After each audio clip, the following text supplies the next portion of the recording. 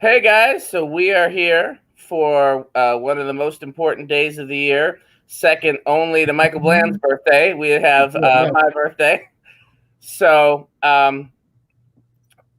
see if for those, let's see if we got anybody joining us yet. Okay, we got a few people. So the first birthday gift I want everybody to give me is I want you to share the video so we can have as many people in here celebrating with as possible. Real quick, I'm going to tag Michael so that he can share the video, and we'll start our normal process. I think I got it, man. Okay. Sorry, I didn't mean to just interrupt you like that. No, you're all. I think I got it. So. Let me check. Yeah, I managed to get it on this page, like my main page, and now I'll share it to my other page. Okay. No. Did I just share it twice to the same? I've done that, so don't feel bad if you have. I have literally done that. All right. So. Hey, I see Stephanie. I see Brandy. I see Heather. I see Kevin. Should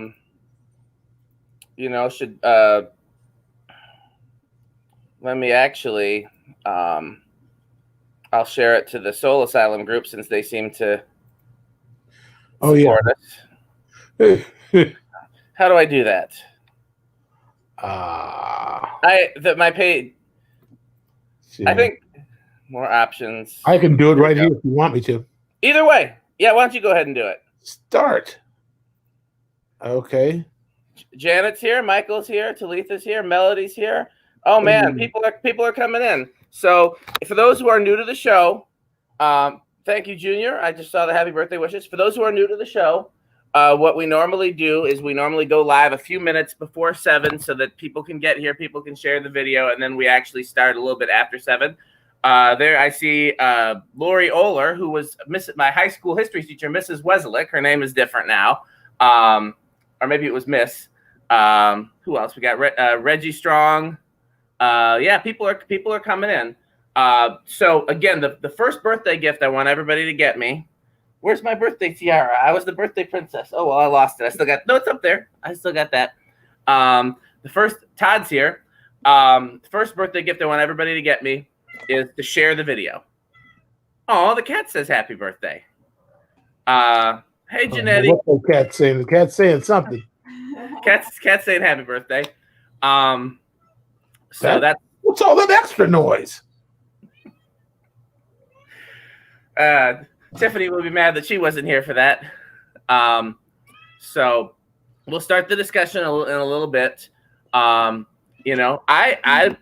don't know where we're going to go today. I don't know if we're going to keep it light or if we're going to get heavy. I mean, I'm all for having a heavy discussion wearing silly hats or, I just kind of tend to follow my fearless leader, Michael Bland. Oh, yeah, great. Blame it all on me. So that cat is really talking. This is normal.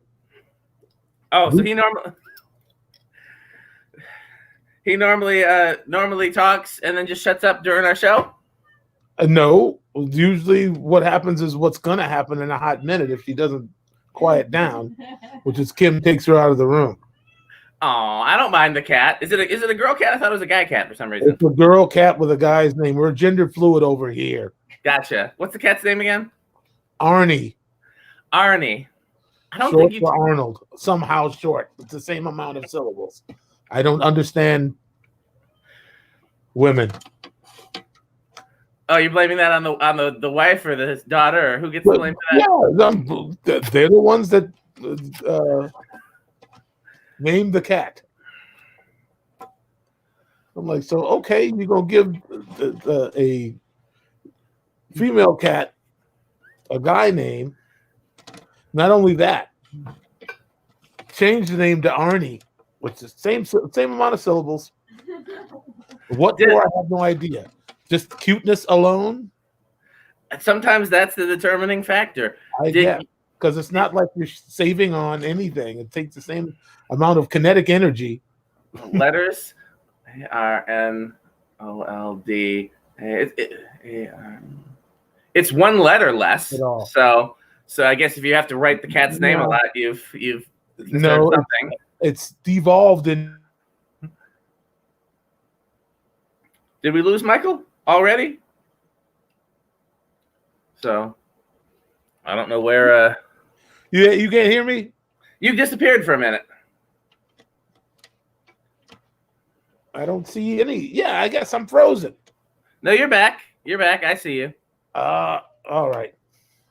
So, I'm sorry. I'm still trying to figure out how to get this thing shared to my other page. But... Oh, okay. Go ahead. It's not our official start time yet anyway, so feel free to share it. I tagged you again if you want to share it that way. So again, for the people that are joining us, hey Val, hey Josh, hey Campbell, Greg, I see everybody. I think I already shouted out Janetti.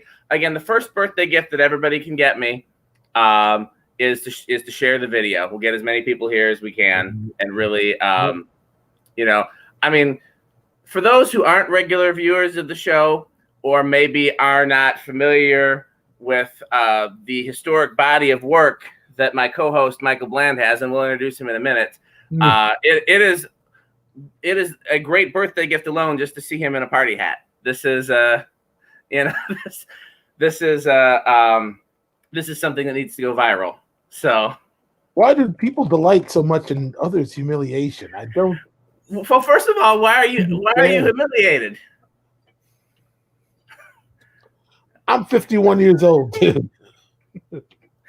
See, I don't see it as humiliating at all. I see it as finding the joy and finding I love finding the goofy thing in something serious, because then even on a bad day or when things aren't going well, is how I manage to still have joy. Yeah, okay. He's got... Hey, Kim. Hey, Angelo. Hey, Byron. Hey, JJ. Very Riley just keep. So he hails from Madison, Wisconsin. Oh, we're starting. Okay, let's take the. I thought you just introduced me a second ago, didn't you? Oh no, I was talking ahead of time, but we can go. We can go. Let's let me figure out how to take the comment down, and we can start. I got 703. What you got? I got 703. We can go. All right. Me first? Go right. Birthday boy. What is it, 36? 36. Man. I can't even remember 36. It's funny because I am old to the young musicians and young to the old musicians. You're where I've been my whole life. Exactly. I was never going to catch up with Sonny and Prince and them. No matter what, I was always going to be the young dude until I became the older dude. It was so weird the first time somebody called me an OG, and I'm like, wait a second, my career is just starting. How am I an OG? But I had to think about it and think about where I was in my 20s versus. So anyhow, we'll start the show. Welcome to MUSiPOLiTiX. This show. We'll talk about it some more, but this is one of the highlights of my 2020, which has been a pretty abysmal year for both of us, but some good things have come out of it, and this is one of the best. Because I get to work with one of my favorite people in the world, both favorite people to work with, as well as just one of my favorite people, and one of the greatest musicians that I know, one of the greatest minds that I know, and one of the greatest people that I know. I've been an admirer of him since I first heard his playing, before I knew about his resume and before I knew about everything else he has to offer. So I'm just privileged to be able to do this and be able to celebrate my birthday with Michael Bland. And to my next to me is a young man that we could have lost this year, y'all, but we didn't. God is great. And Dan Spiffy Neuman is still here, still knocking the dust off that organ. That's true.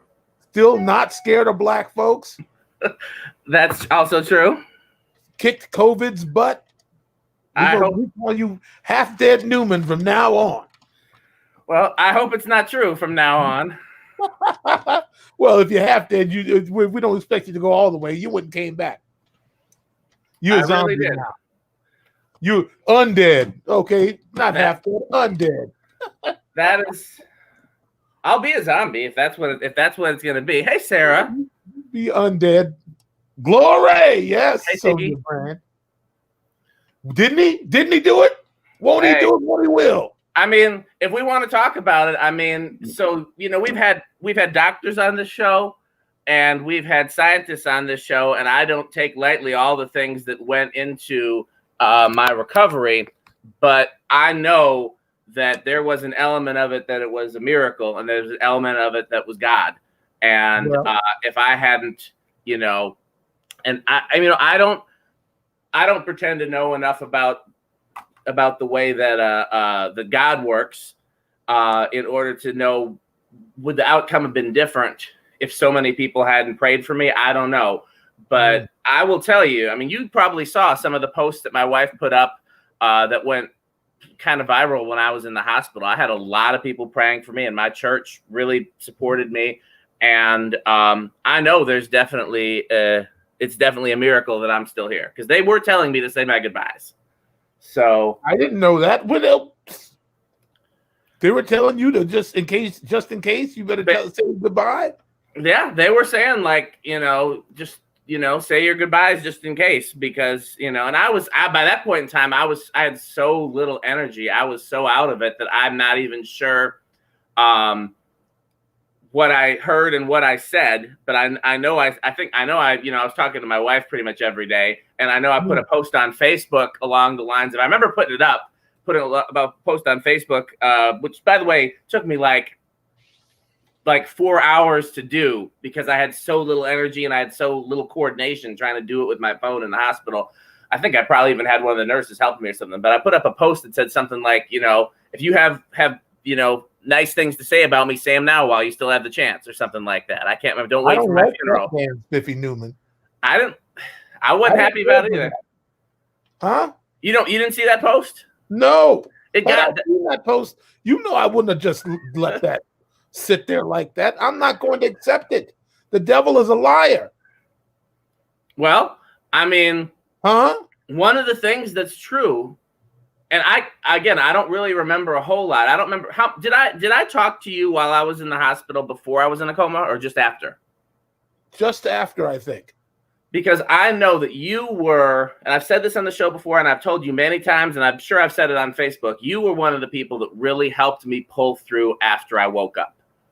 You and your wife, stayed there talking to me for hours and just really encouraged me, and that was really a huge thing for me.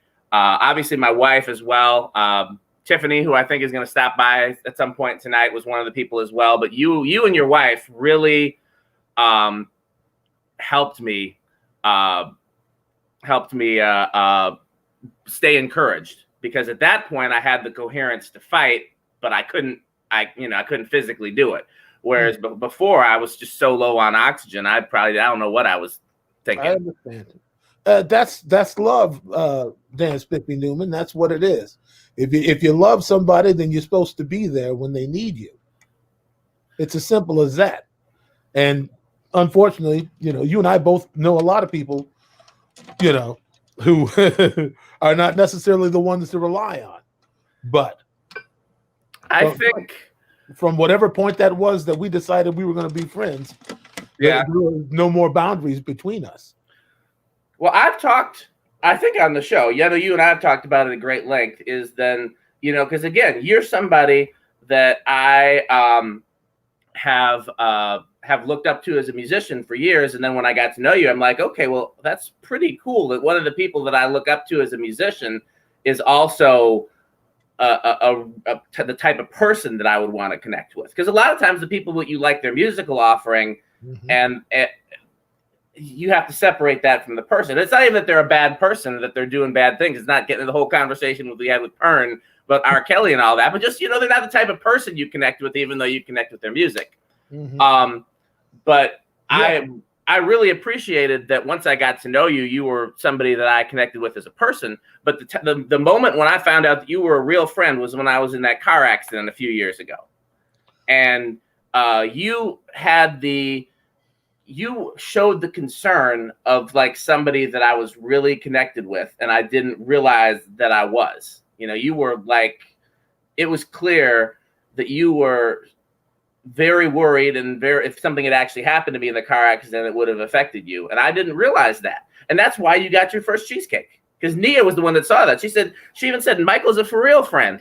She said, and I said, really? Where do you see? Look what he put on your post. Look what he said to you. And I was like, you're right. Michael is a for real friend. And that's when she made you a cheesecake.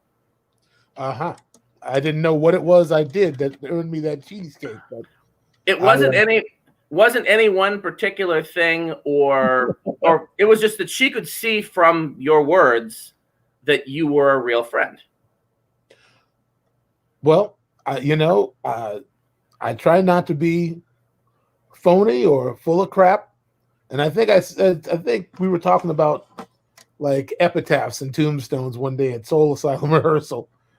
And Perner asked me, he said, what do you want you like what your tombstone to say? I just wanted to say that I was never, full of, like that I was, I was just real with people, So I've said this on the show before, Jesse, that I have lots of people say don't meet your heroes, but I've said this before and I'll say it again to the drummers or anyone else in music or anything else that considers Michael Bland your hero. He's one of the few heroes that you can meet, and he doesn't disappoint unless you're expecting him to be, what did I say? Non-opinionated, bad at drums, or skinny, I think is my list. That's exactly what you said. Yeah. Don't expect any of those things.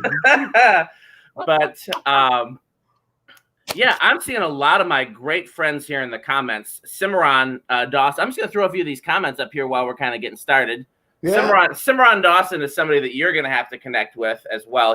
I realized that he's been on my radar, man. I've just noticed him here and there, and I don't want to crowd the brother. I just well, he was best man in my wedding. So I didn't know y'all were that tight. Okay, well, I'll crowd him. Absolutely. Him.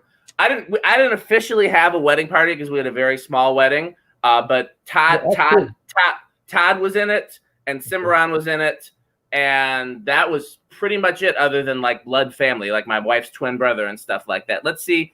Who else is here?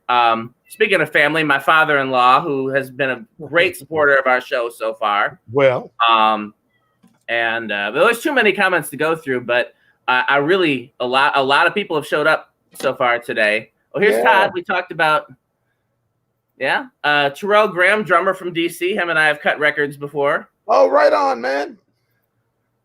There's a lot of cats that can tap in DC. Dr. Nikki, our guest from last week. So what's on your mind today, Michael? Anything bothering you today? Wow, man. It's been a strange sort of few days because I've been really I really haven't been paying attention to the news cycle. I've really just been kind of grinding, man, just getting this music together and trying to figure out, life during COVID. We got offered, I think I was talking to you earlier about a Soul Asylum show. We got offered in September in Somerset, Wisconsin.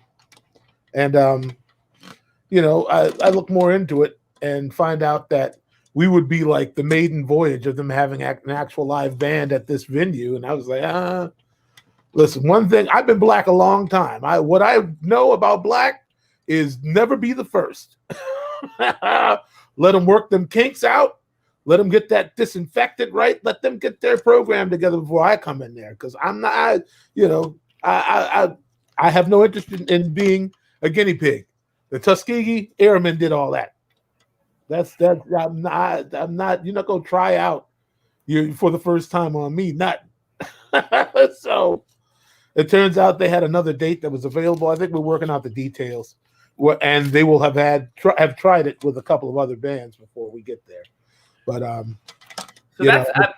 that's not the streaming show. That will be the streaming. That we will be doing the streaming from this gig in Somerset. Yes.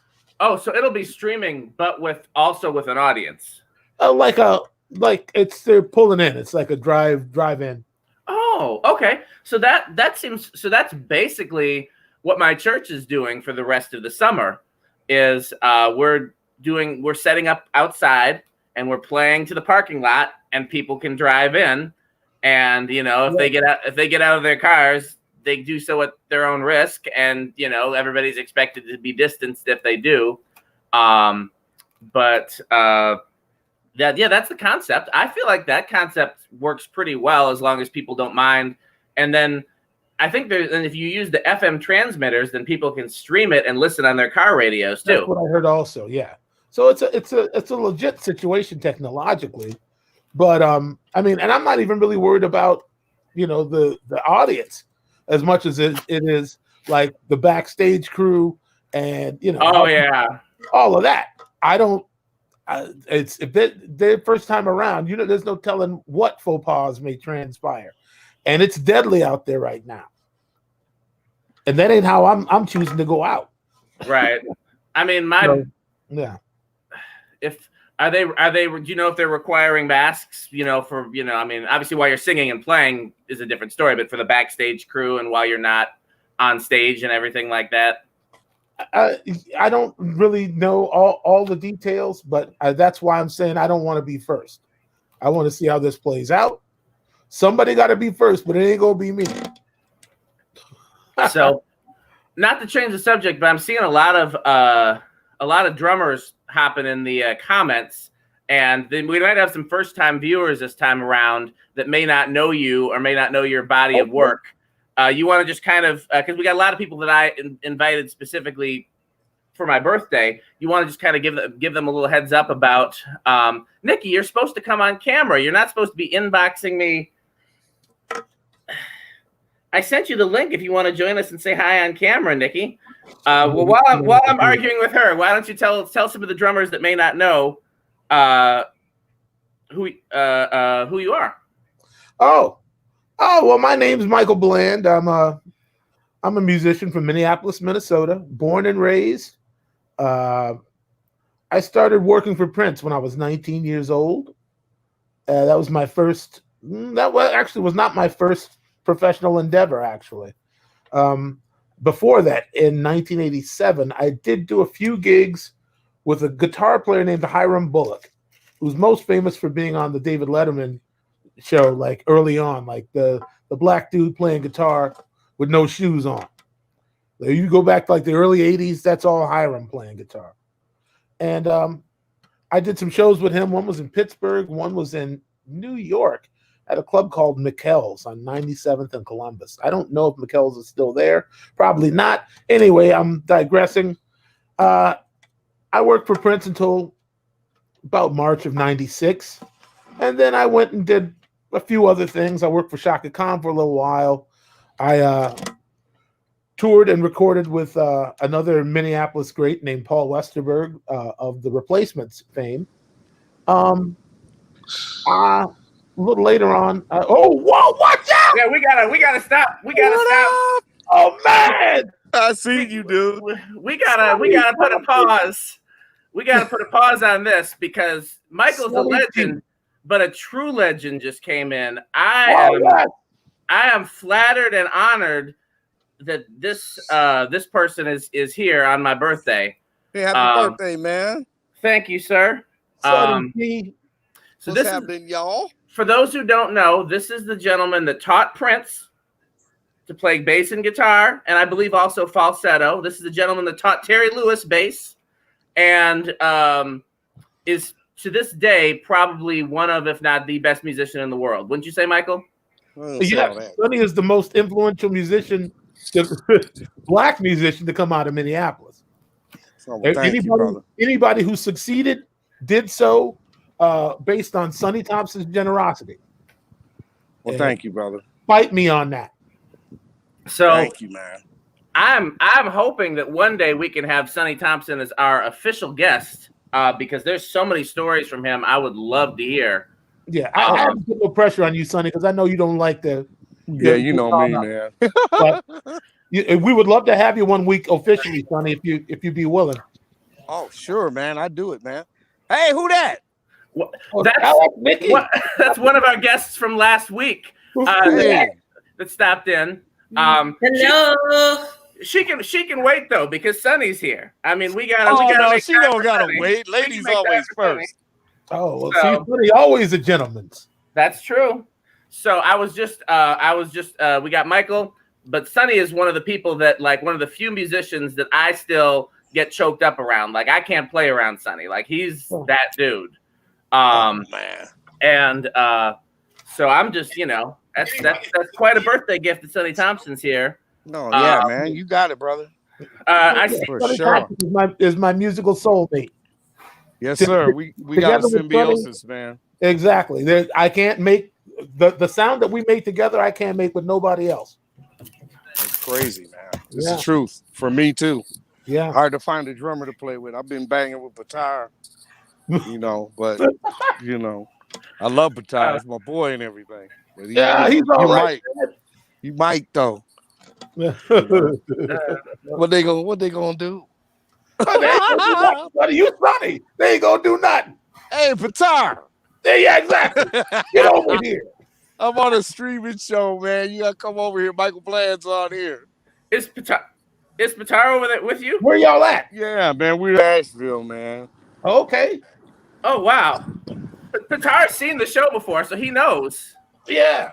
What's up, Patar? Whoa. Whoa. What up, bro? What's going on, Patar? The favorite Serbian has arrived. The legends. So, how you doing, man? Man, Sonny is destroying the city.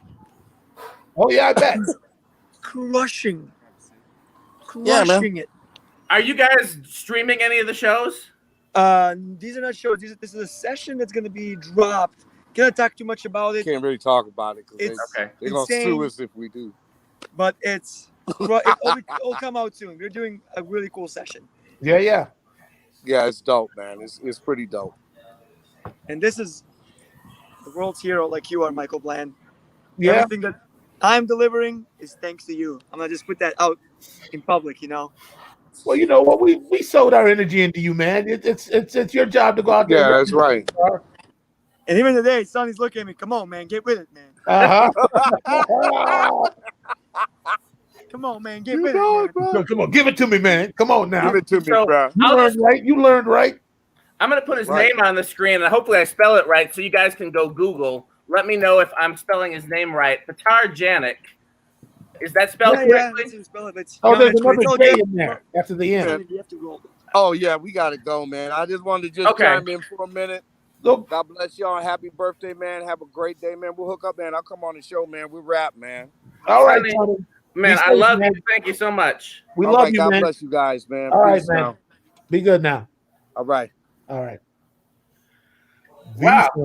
Yeah. So I hope the people that are watching realized what an epic moment that was to have Sonny Thompson. Again, if you don't know who that was Prince's childhood bass and guitar teacher, Terry Lewis's childhood bass teacher, and could to this day still kick either one of their asses at any instrument. It's just, I mean, am I wrong, Michael, or am I wrong? You're not wrong. I mean, you got to give people credit for being motivated and seeking out information. You can't just say, they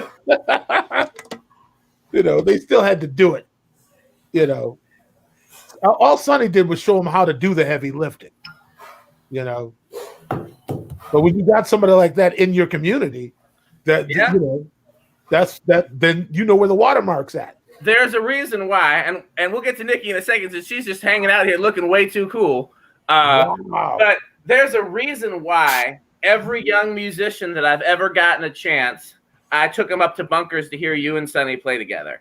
Sure. And it is, I mean, granted, Margie's also one of the most amazing people in the world, and Billy and Kevin now, and back in the day, Bill and whoever, I mean, there's a lot of great musicians in that band, but unless you're a singer, if you're a singer, then I want you to hear Margie. But if you're a musician, the most important thing is hearing you and Sonny play together. There's nothing like it. Yeah, I don't disagree. It's something happened. The first time we both played together was on that Bunkers stage. We played Chameleon. And as soon as we hit the groove, it was like we looked at each other like there was just something. There was an understanding from the first note. I don't know how to explain it. And what's funny to me is that I realized the other day that Prince really picked up on it, but he wasn't around that much. But he had seen Sonny playing with the Steels at the Fine Line, and I was playing down at Bunkers. Like how he figured out Sonny, like our symbiosis, and decided, yeah, I could use that. You know, I can get right in the middle of that. You know, it's a real interesting thing. A friend of mine who will be on this show actually next week, Brother Gabriel, had said to me the spiritual significance of the number 3. Like he kind of broke it all down to me. He's like, the 3 is an important number. It's an important configuration. And I started noticing all these kind of relationships, these triangular relationships in my life. But yeah, it was like, I mean, I guess that's why we made so many repeat visits to Paisley even after we had been fired, was because we had that symbiosis and a sort of shorthand way of processing the music that took Prince no time. He could do what he wanted, and he knew we would just understand and go with it. So it's pretty amazing that, like, I mean, if I go look at the session credits, how many times you guys kept recording with him after you were fired. I mean, all the way through to the end. Yeah. Mm-hmm. And I mean, recently, I think I told you that I was listening to, I can't remember what album it is, but it's one of the later albums. And I didn't know that was you. Like the first time I listened to the CD, I wasn't paying attention. And then I went back and listened to Groovy Potential. And like the second there was a drum fill, I was like, oh, Michael played this record too? Yeah. You know? He recycled me a couple times too, but he did that. At least he told me about it. I didn't get paid twice, but so I want to put a pin in that because I do want to hear some stories from those days, but I don't want to leave Nikki sitting there looking too cool. We have the illustrious Dr. Nikki right here with us. We need to give her our time and our attention. Hi. So happy birthday. And thank you, Michael. Hello. So you look like you're celebrating. Yes. Just excited to have something to do. We're still in a pandemic in Louisiana. They extended their phase 2 an additional 2 weeks today. And the Mississippi governor started a statewide mask mandate today. Wow. So y'all might have a chance. But let me tell you this. He sent everybody back to school except for 8 counties. Ooh. Yeah. So everybody's going back to school. Some tomorrow, some on Thursday. My baby starts Thursday. I was going to ask, what is that? What are the implications of that to you personally? I see. How are you? Are you cautiously optimistic, or are you? Well, as I said last week, they're giving us the option of sending him back full-fledged or doing 100% online. Mm-hmm. I just talked with the secretary, and I'm actually going up to the school tomorrow, and I'm going to visit his classroom. I'm going to see how many desks are in there, how they're spaced out. I'm going to look at the cafeteria. And if I'm happy with everything, I'm going to send him back, and we'll see what happens. Yes, doing what a concerned parent does. I hear you, Nikki. That's fantastic. And you don't have to get into it if you don't want to. Are you? And I just lost. You know what? I just lost my question just that quick. So you don't have to get. You don't have to get into it all. Okay. It's the orange soda. That's what's in the orange soda. Really, just orange soda. What's in the orange soda? That's the problem. This is one of my birthday gifts from my wife. She knows I like to try new things, so she got me a bunch of craft sodas to try. And I'm not a big soda drinker per se, but I love trying stuff. So okay, I've got orange cream and dark cream. I don't even know what that is. Let me see what it tastes like. That's interesting. I bought some of those yesterday. I bought the orange cream for my baby, and I got the craft cherry. Were they at the Dollar Tree? No, they were at a local supermarket we have called Rouse's. Okay. I have a suspicion that my wife found them at the Dollar Tree because she's got the eye for finding the stuff at the Dollar Tree. I see. What was I gonna? I mean, I remember what I was gonna ask you, and you don't have to answer if you don't want to.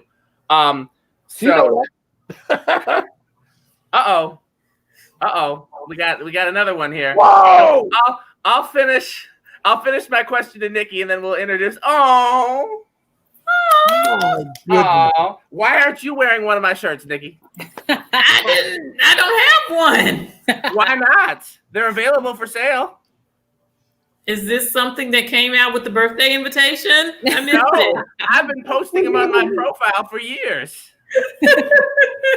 I thought you were a friend. Apparently, you're not a friend. Not that kind of Well, shit. I might have my friend make me one before you trademark it. Oh, yeah. I don't have a birthday hat. I mean, I have a hat, but I don't have a birthday cone. But happy birthday, Thank you. Dan. You missed. I was gonna throw a real good joke in there when she said she was gonna steal my designs. I was gonna call her Kev on stage. Ooh, That was I don't gonna even be know it. what that means, but all right. It's a private joke between me and Tiffany. That's good. Keep it private. it's Terrell, I'm rectified. reading your comments, Terrell, just so you know. I'm checking it out. It got That's taken great. care Matthew Potter and Duke Ellington School of the Arts on the drums. Great, man. I'm watching. Sorry, I just wanted him to know that I'm seeing what he's writing. Oh yeah, Oh, no good. I'll Hi, send you. Mike. Hello, how are you? What's up, Mike? I'm good. How are you? Sorry, Dan. I'm No, go still ahead. alive, still breathing. I'm That's in right. there. I'm staying positive. I'm trying to get mine, and I know that's what you're trying to do. And you trying to get yours? I'm trying to get That's mine. what Dr. Trying Nikki's to get trying to do. yours? Yeah. Hey, Trying to Dr. get what's coming Nikki. to us. Black people How you in doing, time. Tiff? That's right. It's Black people fine, and Dan. And Dan.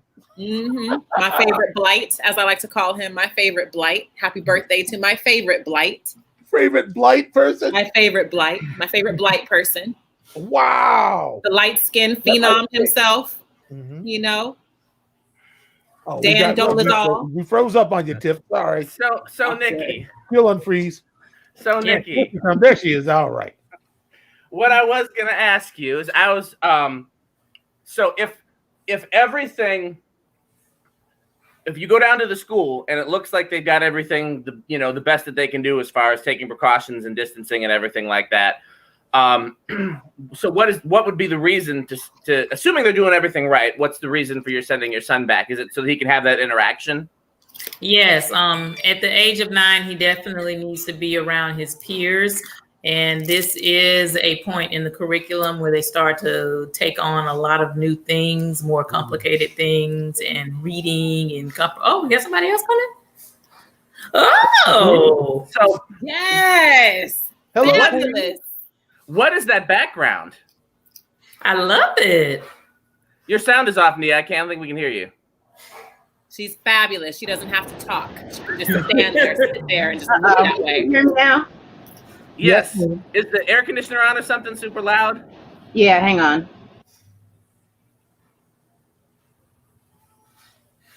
I think now we lost your. Oh, she muted it because she's going to tell Alexa to turn the air conditioner off. Did that work? There's still that some better? noise in the background, but it'll be cool. The queen can have noise in the background. Yeah. Okay. Well, where did that background come from? The dollar store. So I was just pointing out that these were probably a dollar store. I haven't even been looking at the comments, Maya. That's not cool. That is not acceptable. Oh man. That is Dan Dolezal. I said it. I think Dan was trying to talk over me when I said BD. it. Dan BD, Dolezal what's up, BD? in the house. that was not acceptable. So, okay. Well, you look amazing. I haven't seen you since earlier, and you look amazing, baby. Yes, So, Nia. Yes, Nia. Yes. so I don't even need to say anything at this point. I got all, we got Michael and all these beautiful women here. I'm just going to sit here and enjoy my birthday. Oh, there's So- black excellence. Right. And Dan. Yeah. And Dan. Yeah. So, Man. Yes, Dollar Tree represent. all day. Yes. so I guess, Nia, I know that you're probably not going to want to stick around for long, although, of course, you're welcome to stay the whole time if you want to. Is there anything specifically you wanted to talk to us about while we have you? Did y'all talk about Denver? or Aurora. Oh, we haven't talked about anything serious yet. We've been joking around, and then Sonny popped on for a bit, and that was a nice birthday I saw surprise. that part. I got cut off. I had to mute when Nikki was talking about the school, going back to school plans. Did I miss anything after that? Not really. I don't think so. You want to be the bringer of serious topics? We can hit a serious topic. No. I don't want to change the mood. I just want someone to be outraged too. Oh, well, I mean, I think you have 4 Well, people. what happened to Denver? Yeah, look, can I just ask her what? Because I'm not familiar. What happened? The other day, a black family was pulled over and held at gunpoint, Saw including that. the The children. kids. Yes. Including the 6-year-old. Yeah, I just wanted to make sure everyone was aware and outraged. They lived through it, which I guess is the best thing I can say about that. I think I saw the video of that start. Like they had the kids out on the ground. Yes. Mm-hmm. That You was want me- that. Man, I had to skip right past it. I couldn't. I ever since Ahmaud, I'm like, Ahmaud Arbery, that really shook me, man. Like I can't watch my people in peril like that. Mm-hmm. It's doing something to me. I feel like on some level, the more I watch, I fear that a desensitization, if that's a word, Yeah. is coming over me. Like that's not natural to watch people hunted and killed in the street. That's craziness. So I just kind of said no, and then George Floyd popped up, and I'm like, okay, I guess this will have to be the last. But I can't sit through that. I really can't. Yeah. But I appreciate that somebody informed me of what's happening. Yeah, I mean they were okay, but I mean that's traumatic for those kids to be pushed down. Right? Yeah. Never okay again, really. But Yeah. No. I'm The bar upset is very at low. the incompetence of the officers because from what I read, they had the same license plate, but they were looking for a suspect that was on a motorcycle. How do you mistake a motorcycle, well, a minivan for a motorcycle? It was an SUV or a minivan. Right. Inside it. I'm like, Yeah. who does that? And then to subject children, you're never, ever, their police training tells them not to do that to, certain age groups. You're not to subject children. These were little kids that they, who they put on the ground, in the sun, on the asphalt. And that goes against department standards in many ways. And I think that these officers were just so proud at the time that they carried out this egregious act, because to stop it at that time would be them admitting fault, and I think so many officers now feel protected by the blue, those who back the blue and their governmental mitigation, that they're like, we can just go ahead and go through with this and we'll be exonerated in some way. We can always clear our name. And no, because you've just traumatized an entire family. And like Nia said, you've just subjected these children to ongoing trauma that will stay with them for the rest of their lives. How is Change that? your lives forever, yes. Absolutely. With malicious intent, like they deliberately did that. It wasn't accidental, so people should be outraged. And it's repetitive. There's so many incidents that we can become desensitized, but I hope that with each one, we are angered just like the last, if not more, and propelled forward in this. But you got to protect your peace as well and not watch, like George Floyd's full chest cam video came out. I can't watch that. I haven't. Me neither. It's like 87 minutes. I haven't either, but I was looking at the comments. I live in Mississippi, by the way, Tiff. What part? And Mississippi Gulf Coast, Gulfport, Diamond Head area. Oh, okay, yeah, my family is from Canton, so I love Canton. And that's where my people are from. I just live down here. I'm originally from Jackson, but my people are from Canton and Camden. Canton, exactly. The Nichols. We'll talk about that. Okay, we'll figure it out. All right, we got a connection going on here. But people were saying that it was justified now because he was high. Right. And most of us were like, okay, he deserved to die because he had drugs in his system. They're like, well, he was resisting arrest. So like, well, he couldn't breathe. Well, he was already saying he couldn't breathe before they put him on the ground. He was probably having a panic attack. That's exactly right. He'd been shot before by the authorities, hadn't he? Yeah, and I'm like, how can people be so evil and insensitive? Right. You guys, as musicians, aware of the J.W. Lucas comments about Breonna Taylor? Yeah. He was some famous producer that I'm not really, like, I wasn't really aware of him before this, that went on Twitter or Instagram or one of those and basically said that it was her fault because she had in her past associated with a known drug dealer, and therefore it was her own fault for getting shot. Who hasn't associated with a known drug dealer or a known drug dealer? Exactly. I mean, let's just be real.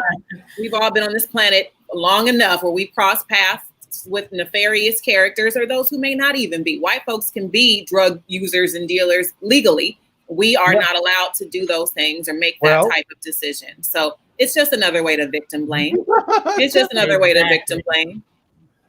Tiffany, you're funny because you just brought to mind a thing I saw on Ta-Nehisi Coates explaining how come certain words are off limits and talking about how his wife and her friends, they all call themselves the B words. He ain't gonna walk in the middle of the situation and, hey, how y'all B words doing?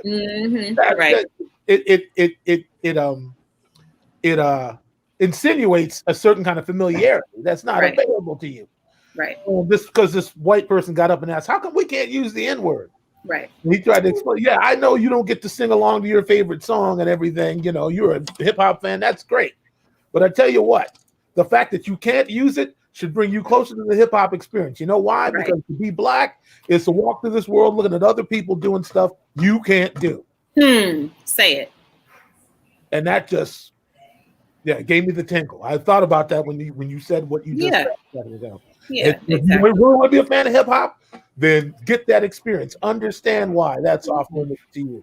And it's that respectability politicking that is so damaging and prevalent. And, you know, the idea that if Black folks only did A, then B wouldn't happen to them. And it's, no, you can't, that's a false equivalency completely, especially and they'll keep moving the goalposts. They'll keep pushing along.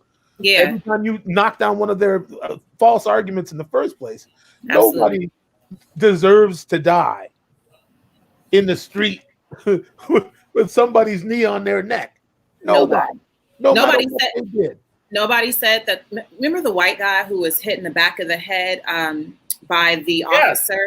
Yeah. No one victim blamed him and said, well, if he hadn't have, you know, been in consortium with a drug dealer 20 years ago, this wouldn't have happened. You know, no, there's no rationalization for crimes against people you recognize humanity in. But if you don't see the humanity in people, then you can downplay it, minimize it, and you know. Your president called him Antifa. Yes, I remember that. Who said your president? I mean, he's not mine. That's y'all. I don't know if anybody here can qualify for that. Yeah, called him Antifa, right? Like, come on, just radicalism and moving the goalposts. Now Antifa encompasses this innocent white guy, older senior male who's victimized, bashed violently by a police officer. He is Antifa. No, that officer is Antifa. Still ridiculous. Right. Exactly. Yeah, that was insanity to me. How are you just gonna run an old man down in the street and then leave him there? Right. The one dude was like, no, don't bend down there. Right. Literally stepped over him, stepped Blood around. leaking out the back of his head. I saw it. That was crazy. I have a question, Nia. Were you trying to get Michael riled up or Tiffany riled up? Because you succeeded. Let's grab everybody from the comments. Y'all get on here. Some good comments too. Oh yeah. But by the way, another Tiffany there. She's a writer for what I think Marie Claire and New York Times and bunch of stuff. We got to have her on the show at some point too. She's amazing. Tiffany, yes, absolutely. So, anyhow, so I didn't mean to take you off of everybody being outraged. You know how much fire start up when Tiffany and Dr. Nikki and Nia get on? Well, having Nia on here is new. You know, we don't get this privilege every week. Can we all just stop and look at Nia for a second? Can everyone just look at Nia? Just behold. Just behold the missus. Doesn't she look fab? Come on, you better represent princess. Yes, representing for her man. First of all, this is a wife. This is a woman. This is a strong Black woman in every way. Hype me up. I mean, you know, strong Black woman in every way possible, and has, you know, if it weren't for her, Dan wouldn't be here. Dan wouldn't be here. Dan wouldn't be here. You know, so Nia, thank you for everything that you do and for loving that man and loving yourself. You know, thank you so much. I agree 100%. Yeah. Oh, we go real spiffy. I can't believe my girl. Thank you. I didn't put this together before, but actually, everybody on the screen right now are some of the key people that kept me alive, because Nia, obviously my wife, and if those who've read the story know that she's the only reason they even admitted me into the hospital when they were going to send me home to die. And Michael and Tiffany are two of the people besides my wife that kept me company in the hospital virtually when nobody could come see me. And that's not a small thing, because my well-being, I was going crazy, you know. And then Nikki, as we know from last week's episode, is a doctor. And as soon as I, was able to, I reached out to her and got her second opinion on pretty much everything that's been going on with me. Mm-hmm. And so, this is a great combination of people to have on the screen for my birthday, because these are some of the people why I'm making it to 36. Now, that said, if somebody else pops in a few minutes, I don't want to make them feel like, like they got to live up to that now all of a sudden. Well, it takes a village, Dan. Somebody said that. Nobody gets where they're going. Nobody survives all this by themselves. Mm-hmm. We're in this together. This is just an opportunity for us to show it. Yeah. So, again, since we have the privilege of my wife being here, is there anything else you want to rile people up about? You mentioned some other city or state. She said Denver, and that. No, I just wanted to ask, what do you think the repercussions are going to be for white people working in Black art going forward? It seems like there's been a general pass. I'm thinking of the J.W. Lucas issue. Oh, because go ahead. I'm sorry. Because he works in hip hop. So what accountability do we hold Black artists to? And going forward, how do we choose who is being let in, right, to who's invited to the barbecue? What you trying to say, Nia? You trying to say something, Nia? There should be a vetting process. She's saying what she's saying. I'm just wondering if she's trying to get some marital issues out here, Why, you ain't invited to the cookout, man? That's what I'm wondering. Is that what you're insinuating? What did I do? I think we should pay attention. Your husband, you did something. And I would love to see in a year if he's still working or what happens. It seems like we're very quick to cancel Black folks. Maya! Watch out. Girls out. in the house. My girls here. My goodness. My girls here. Yes. Yes. Nia, real quick, I think that this is not my quote, so I'm not going to take it, but someone said on social media, this is the cookout, the proverbial cookout, and to watch how white people and non-Black people act and behave during this period of time should, in fact, determine how we deal with them going forward. So their silence is complacency, their outbursts of ignorance should be noted and remembered, and they should be held, their feet should be held to the fire. So I think that this last few months really is indicative of who, an ally is and what kind of allyship we should expect. And even then, we've gotten kind of a bare minimum of allyship from many. And it's like, let's look at the ones who are doing more. Ryan Reynolds just said that he is going to employ so many Black and Indigenous people on his next set, and he's going to pay them out of his own salary and provide all of the housing and transportation because he wants that type of representation. So, Todd just said white silence is violence. Absolutely. Silence is violence. And, and if you're white, it's the time to really weaponize your voice because people listen to you. Be an ally. So you're at the cookout. What you gonna do? I don't want to change. I don't want to change the subject. I just, my boss from the church just wished me happy birthday. I wanted to shout him out. That's Assistant Pastor Thaddeus Hanna, because we were talking before about while I was in the hospital, and my church could not have treated me better when I was sick, and I really just want to make sure that they get. I don't want the appreciation for that, because I've worked in ministry my whole life. I've worked with a lot of churches, and a lot of times churches don't do right by people, and sometimes it's intentional and sometimes it's not. But I could not have asked for them to have taken better care of me as both an employee and a member while I was in the hospital. So Assistant Pastor Thaddeus Hanna, thank you for for stopping by for my birthday, and thank you for the birthday wishes. Go back to being outraged now. I'm sorry. I'm glad you caught that. Tiffany Drayton, she's dropping nuggets now. I told you we need to have her on at some point. Okay. Huh? So, yes, Tiffany. Yes. Mm-hmm. She's right. Performance. People like Justin Timberlake, and I mean even Bruno to a certain degree. To me, I'm like, they've been curiously quiet during this whole ordeal. Mm-hmm. I'm interested to see how they're going to resurface. Right. It's right. Especially some of them. I mean, I don't know if I'd necessarily call them culture vultures, but you're talking about people who could have done any kind of music, but they want to jump in our arena. Right. Well, I mean, what arena is there to jump in that's not black music other than classical? Well, because even that's black. We got classical too. A lot of hello. Okay, go ahead. Beethoven. I don't need to inform them. They already know. What's wrong with you, Dan? That's ours too.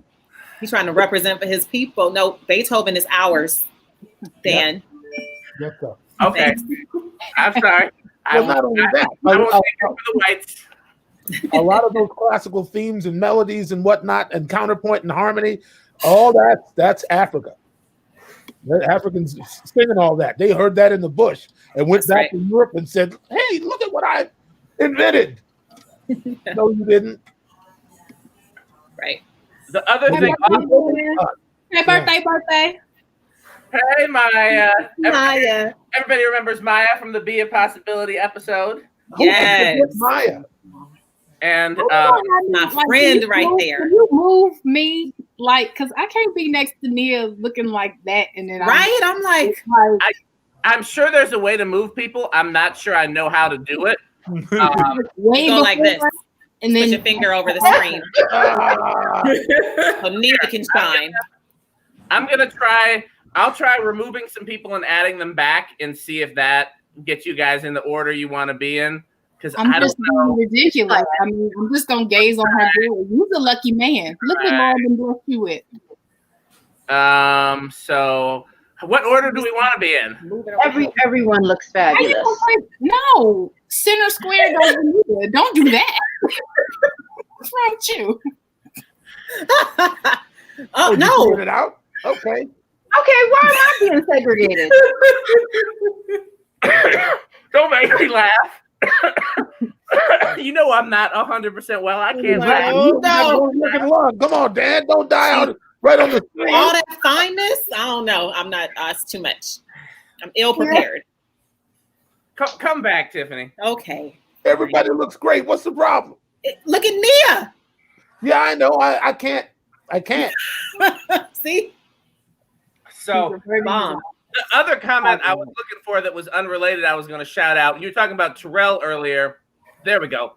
Mm-hmm. I've done records with him, but his daughter plays drums, and so when you get a chance, I've watched some of her videos on YouTube. She's learning, but she's got potential.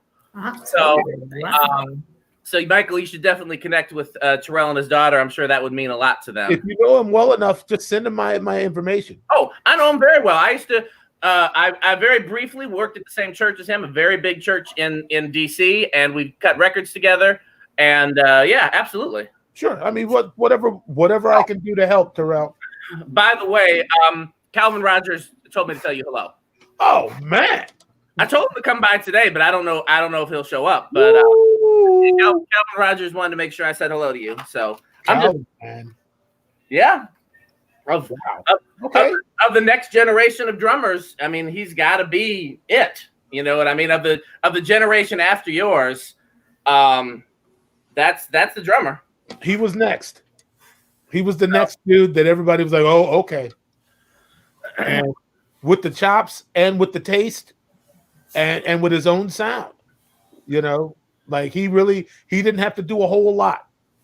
The power in making those notes count. Like he was the first of those young dudes that came in. Like when all my people were starting to sit down, he was coming up. So one of the things that I think you need to address the question here, Dan, about your jacket. Yeah, from Angelo. Jacket? I feel like I need to borrow that for my next photo shoot because I think it needs to be properly branded and whatever. Okay. Nia's permission, because you know your clothes aren't your clothes. With Nia's permission, that's not the. I will Yeah, borrow get it out of here. It's not the jacket. If you got the same colors, but that's not the pattern that Prince had on his during that segment of that film. This is, I know what he's trying to say though. I'd have to go and look at that Prince video because I don't even remember what the Hot Thing video looked like. Hot Thing from the Sign of the Times movie. I know this. A bunch of, like multicolored circles on black. Is it in the movie, in the concert movie, or was there a separate video? No, it's in the concert movie. He's playing the Hammond. Before I can picture him playing the Hammond. I just can't picture what he's wearing. Well, he's wearing the same thing. When the lights come up, the backdrop is the same that he's got on. That right there. You're over here. Right there. This what am I missing? What's that, Mike? This was an internet special, so this is definitely not the same thing. Well, actually, I take that back. I got this from the internet, but it wasn't like this. So then I took it to the tailor, and she hooked it up. I got something from the internet and had it custom made from there. But, all right. Well, what's in the lining? What'd you say? What's the lining? Just plain black. All right. Stand up and give us a twirl. Wait a second, because what if I'm not wearing anything on the bottom? Well, celebrate real birthday suit. Giving us birthday. Hey.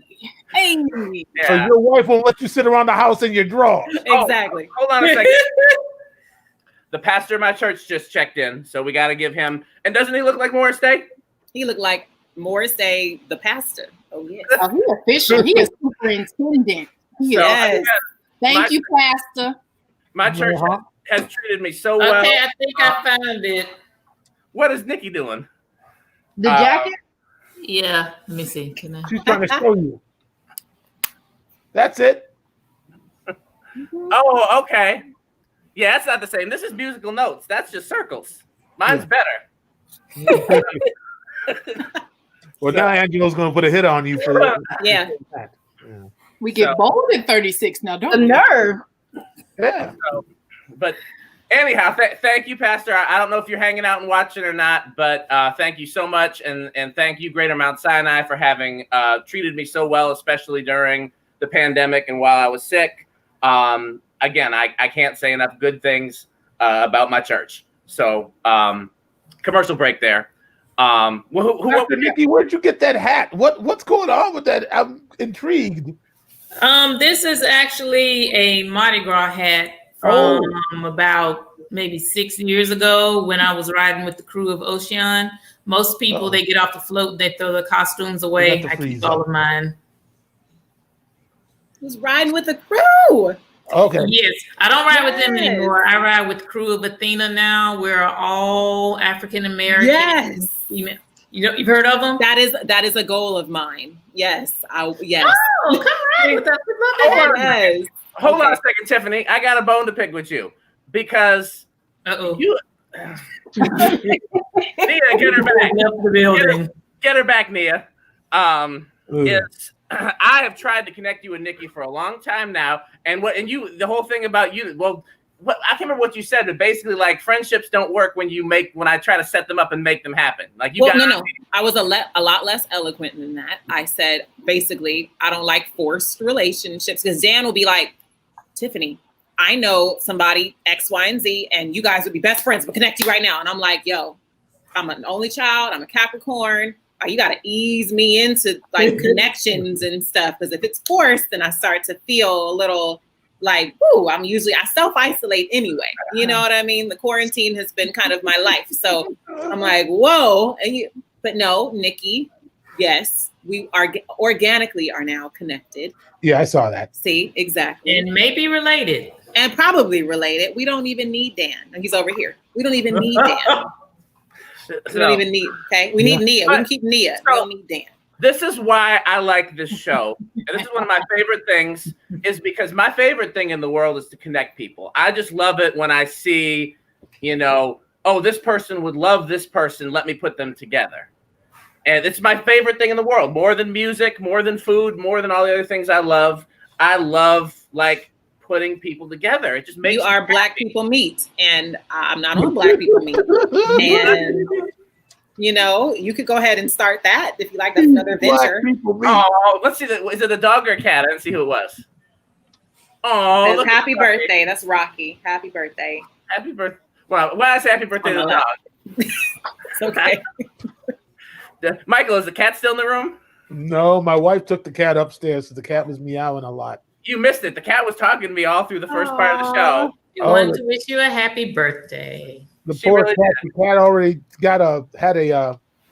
they gave the cat. It's not a hysterectomy. They spayed the.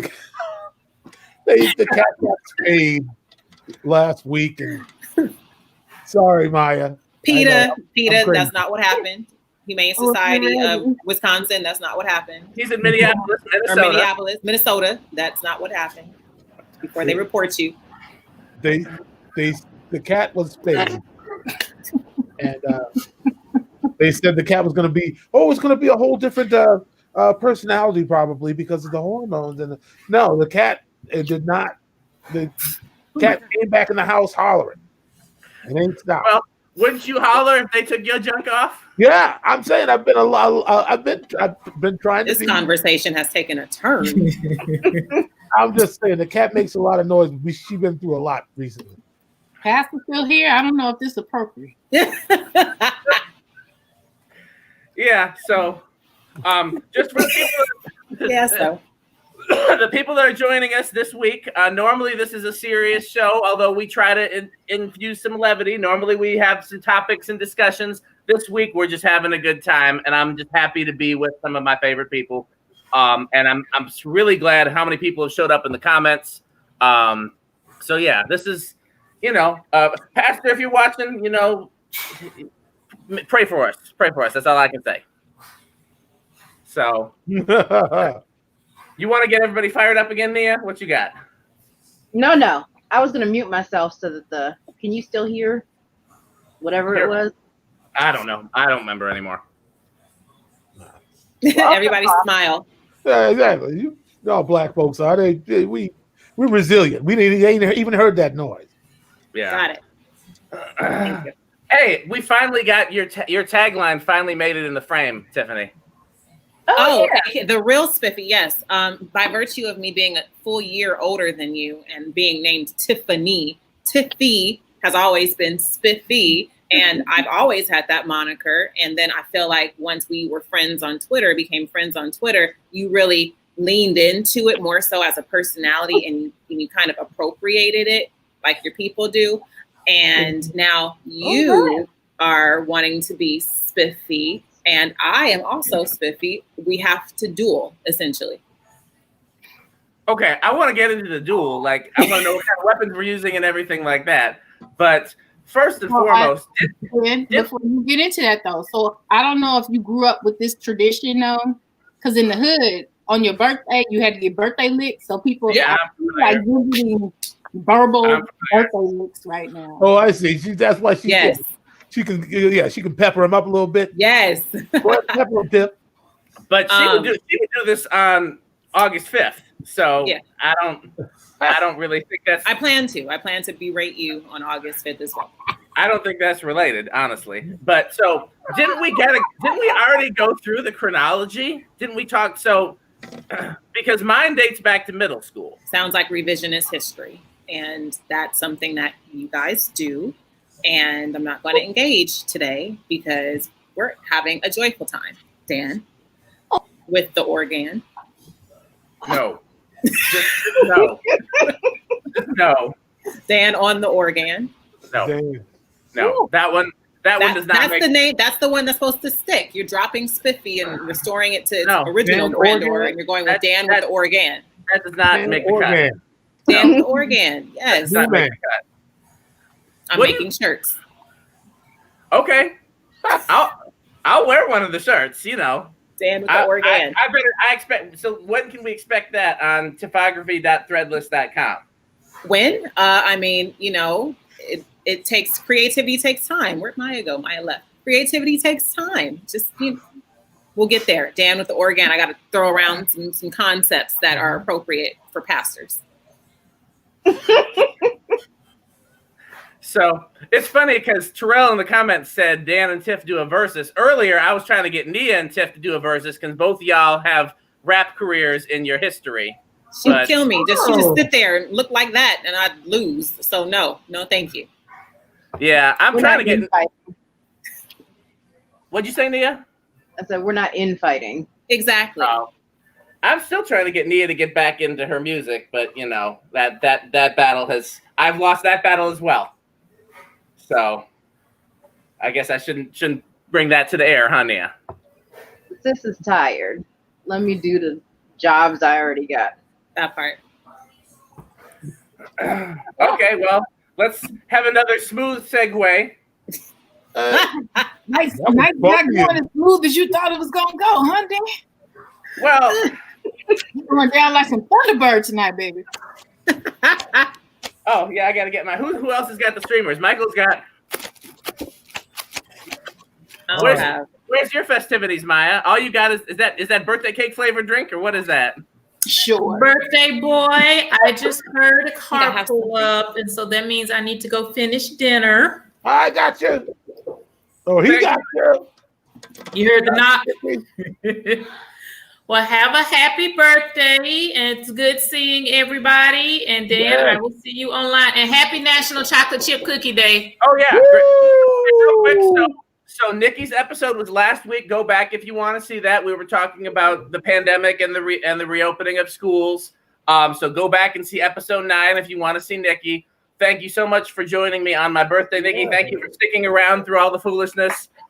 You're welcome, and I will see everyone in social media land. All Love you, right. Nikki. Stay safe and healthy. Oh, she left. Oh, Oh, what? I What was your was going to get my birthday thing, and I didn't hear Nikki say she was leaving. But bye, Nikki. Oh, she's on Facebook. You'll be okay. So yeah, you got your birthday thing? Yes. It started off as water, and then Woo, all Jesus right. turned it into wine or Oh, Honey. whiskey. okay. So Here for it. Okay, yeah. I may do a Yeah. shot for your birthday because I can't punch you, so Okay. it's kind of customary to do a shot. And I was going to show Nikki that I have one of my shot glasses, one of my favorite ones, which is a New Orleans shot glass of a scene. You stick your pinky out when you drink like that? Dan, this is to I you. didn't realize. Wait, here we go. She's Dan, this is cultured. to you. She's cultured, Michael. I saw Very that. cultured. What is that, Jarritos? What are you drinking? This is just a flavored cream soda that my wife got me a bunch of gourmet sodas for my Yes, birthday. Maya, I see that pinky. Love. She love. likes I'm She knows I like to try new stuff. and I would do a birthday shot with you, but I'm still on medications that I'm supposed to be taking with alcohol. So That's okay. here, It's, let me I'm at home. I'm safer at home, so I'm going to go See? ahead and take a shot. Yeah, don't put that down for someone screenshots it and has all your information. Put that down. I don't people are care. crazy. What would they get? What would they get about me? I mean, who knows what I could get, but just give me a few minutes. I probably could find something if you give me the information. Susanna could for sure. You talking to Black Excellence. Black Excellence will always find a way. Exactly. That's I'm like, true. so can we toast to Dan real quick? Yeah. Do I have We have anything? Yes. All assorted beverages. My I just birthday got tiara water. keeps coming off. How does this even work? There we go. Toad. Yes. Got it on? Get your cream There we soda. go. Dan, it is your day. You deserve it. You have fought very long and hard to get to this moment. Everything in your past has led to this. You are worthy. You are appreciated. You are special. And we are all so grateful to have you in our lives. Thank you so much for everything you do and everything you are. Happy birthday. Happy birthday. That was so sweet. Affirmations. What'd you say, Maya? I said, come on, affirmations. So. Oh, no. You're not gonna make it tonight. I know. What's the problem? Because I got headphones on, and headphones and hat don't go together. But And you're trying to put that crown on top of that unstable base. Of the Why don't She calls your base unstable. It's an unstable base. put the crown prongs legs situations under your headphones so that they have additional stability and it'll just stay perched above your head. That's my new band name, Unstable Base. Okay. Listen, that's my new description for some people. You have an unstable base. A very unstable base. It is wobbly. You and your base are unstable. Unstable base. That's deep. What's next? What's the segue? I was just debating. I know when early on, Michael was telling some stories from music. He was telling some Paisley Park stories, and I wanted you were talking about recording when we were talking about groovy potential and everything like that. Oh yeah. Hi, Nevelyn. Sorry. And I was debating. I was just in my head debating whether now was a good time to circle back to that or not. I mean, I love hearing Michael tell stories from his music career. So that, I mean, this show would be that every week if it was just for me. But I don't necessarily want to put him on the spot. But I do. I don't know how to be like, Michael, tell stories now. And then okay, well, he's supposed to be story man for you. He's supposed to be her running root tales. Who am I, Uncle Remus? What is this, Song of the South? Right. Are we missing this piece now? Is that what we do? So let me think. While he's thinking, I will answer Lynn's question, or at least try to. And by the way, the questions are open. Anybody can comment any question for any one of us at any time. So the questions are open, whether it's for me, Michael, or my wife, or any of our guests. I'll be honest, Lynn. Like, just not knowing how the world is changing, my goal is just to survive at this point. Both with my health and my career and everything else. I don't have any specific goals set beyond that because I don't know what 2021 is going to look like. I don't know what the landscape is going to be. And I mean, if we're still in a pandemic, that would drastically affect, because also I still don't know how long my recovery is going to take. I'm mostly recovered, but I don't know how long it's going to be before I can resume a completely normal life. So I'm just taking it one day at a time and following, and taking opportunities as they come. I love using this show as an example because I never would have thought of doing something like this before coming out of, being sick and the pandemic and everything like that, and saying, hey, now that everybody's stuck at home, we can use this platform. And so I would have never set a goal like this, but it has been a great thing that's come out of it. I will say my goal is always to work with Michael more because I love Michael. I mean, we don't just do this show because we do this show. We do this show because at least he's one of my favorite people. I don't want to presume the same, but let's just advise by saying, no one else can stand either one of us. So we just kind of, So, I mean, other than that, it's just to kind of try to feel out where the world is going in terms of music and in terms of the economy and everything else, and just try to make sure there's still a space for me in it, And then I've been pretty discouraged with, the kind of collective awareness. Like we were talking about the thing in Colorado, or we're talking about voter suppression because today was a primary and today was then there's another primary in the 11th, and we're talking about the Trump made a visit to Walter Reed and then the cognitive test and everything like that, and there's so many people in the world, like things are crumbling all around us, and there's so many people that do not seem to be aware or care. And my goal is always, I mean, when you think about all the things that have happened in the past 4 years, it's easy to look at and be like, well, why have we not all taken to the streets? You know? And so I kind of look at it in terms of what can I do to help raise awareness? Again, coming back to the show has been great for that. Social media has been great for that, especially while we're all stuck at home. You know, I those of you who know me for a long time know I've quite often gotten involved offline, so to speak. But it boggles my mind when I hear like the day's news stories, and I'm like, okay, but people are just complacent with this. And I really I want to do everything within my power to help raise awareness for how fucked we are, I guess is the non-church appropriate way to put that. I'm going to throw some of these questions up here while Michael, you want to go first? Or you want me to go? You want me to go first here? Go first about what? I just threw a question up from Terrell. I'm sorry, man. My mind's all over the place. I'm. Well, did you want to follow? Man, it goes like this for me. Did you want to follow up with something I said? No, I think you're on point, man. I mean, it's funny because I was thinking about this just a couple days ago. Just our people are dying every day, and the news cycle at this point, the news cycle is just like, give us a big one and then we'll kick in, and that's what I'm beginning to realize is that I don't have any conspiracy theories about like, the media or the fake news and all that. But I am seeing that they don't really act on stuff until it's good for their agenda. Like they kind of stay quiet and lay in the weeds, until it's advantageous to them to pick up the story.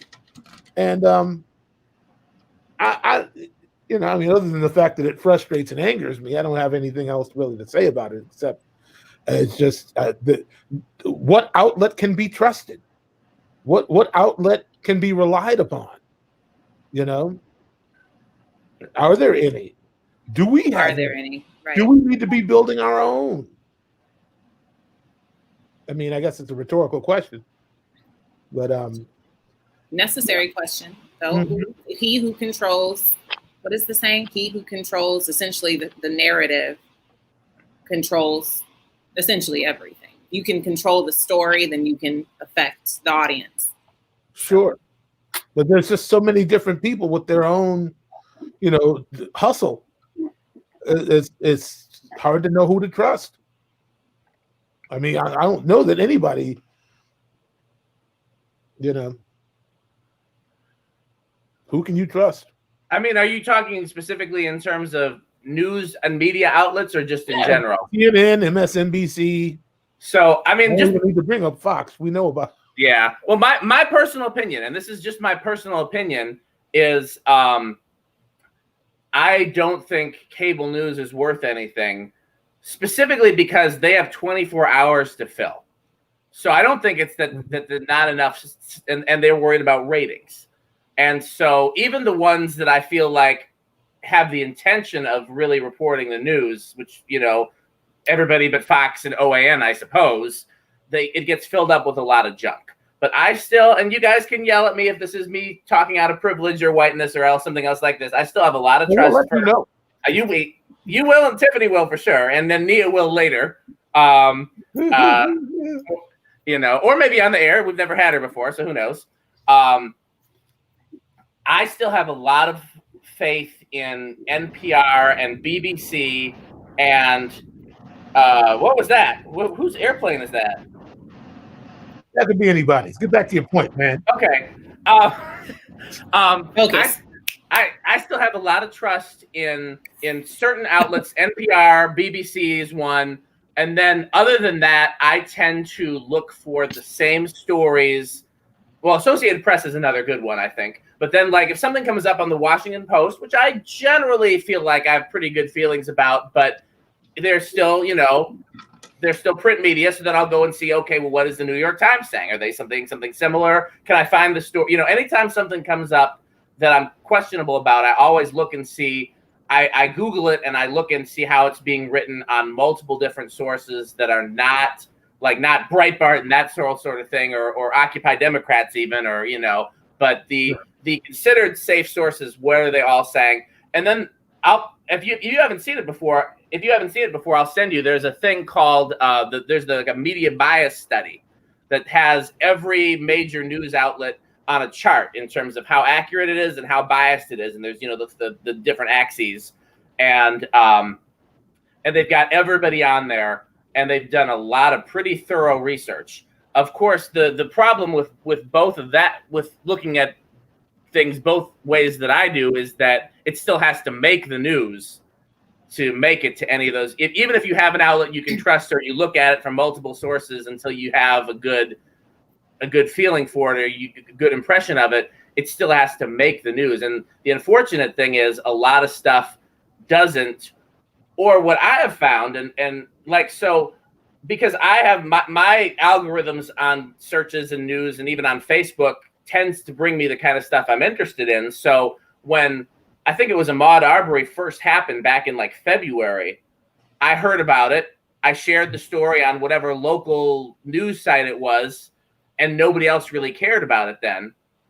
And then when it came back again in March or April or whatever it was, that their video came out, now suddenly everybody's picked it up because there's video.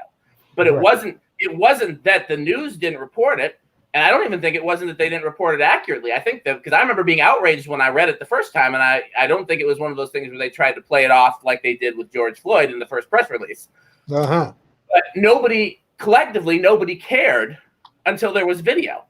And so I don't think necessarily it's the media's fault that people aren't sharing the stuff that's important until it grabs their attention the right way. Kind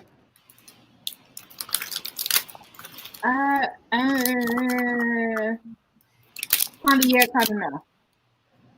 Because there are stories, and I know Tiffany can attest to it, just even like LA, there are horrific stories of people being killed by law enforcement even, or just other incidents like that never get outside of LA.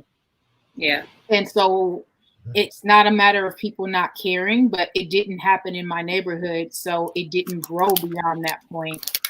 Yeah. And so I just speaks to that familiarity. Right. And so that I think plays a lot more into it rather than it just being a matter of nobody caring. Okay. I hear that. And it not necessarily in the same vein as Ahmaud Arbery, but and I can't think of her name right now. And it's BiRTHDAY. Mitrice Richardson. Mitrice Richardson. Thank you. That story there. I was talking to a friend of mine who is from the Midwest and who lives here now, and I was telling her about this story in reference to the LA Sheriff's Department. Uh-oh. She had no idea what I was talking about. Here she She had comes. never heard of it. Hello. And that was a huge story. So just, can y'all see, did it work? I tried to put the chart on the screen. I can see it. Yeah, I've seen it before, but I see it. Okay. So it's just I don't attribute it so much to a lack of interest from people as much of, some stuff just doesn't get past a certain region. Uh-oh. Sure. Some Nia stories left. are colloquial, I get it. Nia left. I don't know if she's coming back or not. I didn't say anybody had to stay for any length of time. Is she gonna come behind you and like something like horror movie-ish? That'd be really cool. Well, now you got a paranoid. That would be in the state. I don't know. So what does it take? Turn the beans off. I gotta go get the beans. What does it take so that like when you talk about a story that only reaches LA, like the Ahmaud Arbery one only was really in Georgia, I think, and then it got, what is the factor for something to become being a regional story versus a national story if it's not how many people are interested in it? Outrage, severity, exposure. How heinous is it? Or is it just another one of those things that happens? So Nia, you can come back. You familiar with Mitrice Richardson, the story that I'm referencing? No. I am not. Oh wow. Okay. See, And, exactly. yeah, that So was really big. this young lady, She's on your shirt, Dan, that you have. So Okay. and fill in the gaps for me. You know, we got tag team this one too. I got you. So this young lady, and this happened 2009? 8 or 9. I'm about to look up some details. Yeah, Go for it. Young lady went to Malibu to a restaurant to eat. Oh, I do know this one. Yes, I have heard this one. Was reportedly acting erratically. And was leaving. It was nighttime. She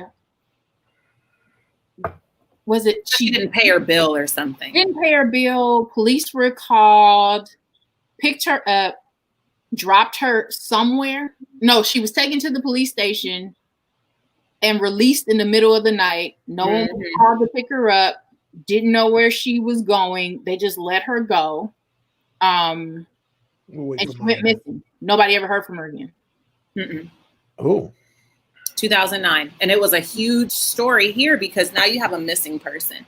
You have a missing, at the time, 24-year-old Black woman in Malibu, all things considered, and who was taken by the police. It seemed more like a kidnapping than an arrest situation. Yeah. And then to be released in the middle of the night without any provisions. Also, some of her clothing was found, and other effects of hers were found. And the police, the Malibu Sheriff's Department, Malibu Police Department, LA County Sheriffs, really played it tight to the vest. They didn't want to release information. They were very apologetic for their officers for, whatever. But they never really took accountability. They never took accountability. And up until this point, has her body even been found, Maya? They did find her body. They did find her remains. But there was the play up of, she had mental illness. Yeah. She had a history of being erratic. We don't know. She could have, was she on drugs? Was there all these all these stories coming out after? Yeah. Again, point being, y'all picked her up. She was last seen alive at the police station when y'all let her go in the middle of the night without ensuring that she had a safe way home, since you took her from the restaurant where whatever vehicle she had was. And Malibu is not close to Los Angeles. It's in the county, but it's not easy terrain to really navigate, especially up in the hills where that police department, I believe, was located. So in the middle of the night, very pitch black, very dark, very precarious, dangerous for anyone to try and traverse, let alone someone who is potentially suffering from an episode. Why would you release her if she was episodic? It's very Sandra Blandy, Yeah. Blandy, not to say Blandy. It's very, very akin to Sandra Bland and what happened with her, and taking her as well. And then suicide is the cause of her death, so. Wow. But back to your question, Dan, and Maya answered it very well. It really, there's this amalgamation of reasons why something goes viral. I mean, we can look at social media trends and analyze how something gets picked up and why other things are passed over. But I think just human interest stories, for them to go globally, for there to be outrage. Now you need kind of a latching on of certain influential people. Maybe it's an organization like BLM that becomes interested, or maybe it's a celebrity. We have all these celebrities calling for the prosecution of Breonna Taylor's officers or murderers. Those same celebrities didn't do that for, insert victim of police violence here. So why? It's some become trendy and people want to associate themselves with movements. And so if it has steam, then more people seem to just gather on, or just, jump onto that train. If it's more regional, more localized, then it fades. So Brandy made a really good point about similar, and I've heard similar stories even here in the States with indigenous populations that largely ignored. Very high rates of missing children, women, abuse that never gets reported or accurately investigated, prosecuted, any of that. So that happens here too. And it's horrible. For sure. And that's a good segue to next week's episode, right, Michael? Oh yeah. You want to just? I mean, we got plenty of time left, but do you want to just give us a little bit of a preview of what we're going to be talking about next week? Well, I mean, I don't have it all, but I mean, I definitely, my friend Gabriel is coming on, and we're going to discuss, what the Native Americans need right now. I mean, other than the obvious, like water, like clean water. They need, they need. I mean, some of these things are starting to have an impact. You're seeing some societal change. I mean, with like the names of the teams and whatnot, but it's deeper than that. A lot of the ceremonies they use, people use in their tailgate parties. Like just a lot of things, a lot of ways in which they're suffering. And I don't want to, I want Gabriel to be able to speak for his people. But not to do another hard, abrupt change of topics, but I know I've talked before about our friendship and how you and I met from my perspective, but you've never actually told your side of the story. And Diane just asked how we met. So, I all I remember is something to the effect in my mind. I think I saw your name, or I saw you playing with Darnell and them. Maybe I saw a clip or something, and I saw that you played guitar. But then I saw some clip you put of you playing Hammond up, and I asked Gregory Washington. I asked Jabot. I said, "You know this dude dance with?" Oh yeah. He run with the Darnell and them, man. Yeah. He's already yeah. That's your Jabot impression. Kinda. Oh man, yeah, man. He can play. Yeah, he's hung around us long enough to know what which notes to put in, which ones to take out. I said, all right, and then I don't remember if I got in touch with you on Facebook first or you got at me, but somehow I took an interest in your musicianship, and we just figured out we had more in common than just music. So not to be abrupt again, Nia put a comment in here, and I just want her to know if she wants to ask us questions, she can come back on the screen. That's between you and the Queen. If she wants to ask questions, she can come back on the screen. So yeah, and I mean, from my side of things, again, I used to go sit and watch Michael play at Bunkers for years before we were social media friends. Yeah. And we'd exchange words, man, love your playing, but I mean, how many people? I don't even remember that. Well, why would you? How many people come up to you every night, and I don't mean just you because you're great, but just musicians in general. Like, even if you're a terrible musician, people come up to you after every show like, oh man, that was so fantastic, that was great, Yeah, you're right. So you'd have no reason to remember that. Mm-hmm. But yeah, again, we through completely divergent paths, we connected via social media, and then realized we had a great deal of interest in common besides just music. And then I think everybody knows the story of how Tiffany and I met, because we talked about that on her episode and earlier. And then everybody who watches the show knows that we met Maya through the show. So I think that question has been answered for everybody, even though. And I've known Maya since college, and that is my girl, and I love her. I stan her. I am her fan. She is wonderful. I can't speak. I would have worn her shirt if I could have, but it's your birthday. So I was like, I'm gonna wear your shirt. But after the show, I'm gonna change back into her shirt. And I love Maya with all of my whole heart. And I'm so proud of everything she does with Be a Possibility. So that's how you know Maya, because Maya is the bomb. I will say this too. Maya has been such an asset to Michael and myself. Maya is one of the people that I talk to just when I want to bounce something off of somebody, and it doesn't necessarily like I know it's somebody that's going to be supportive but honest and no judgment, and just Maya's a great person to talk to give you a good perspective, because she's done a little bit of everything, is my understanding. She's a corporate superstar and she's got her own. Why are you? Because I'm uncomfortable right now. Yeah, I don't just so. It's your birthday.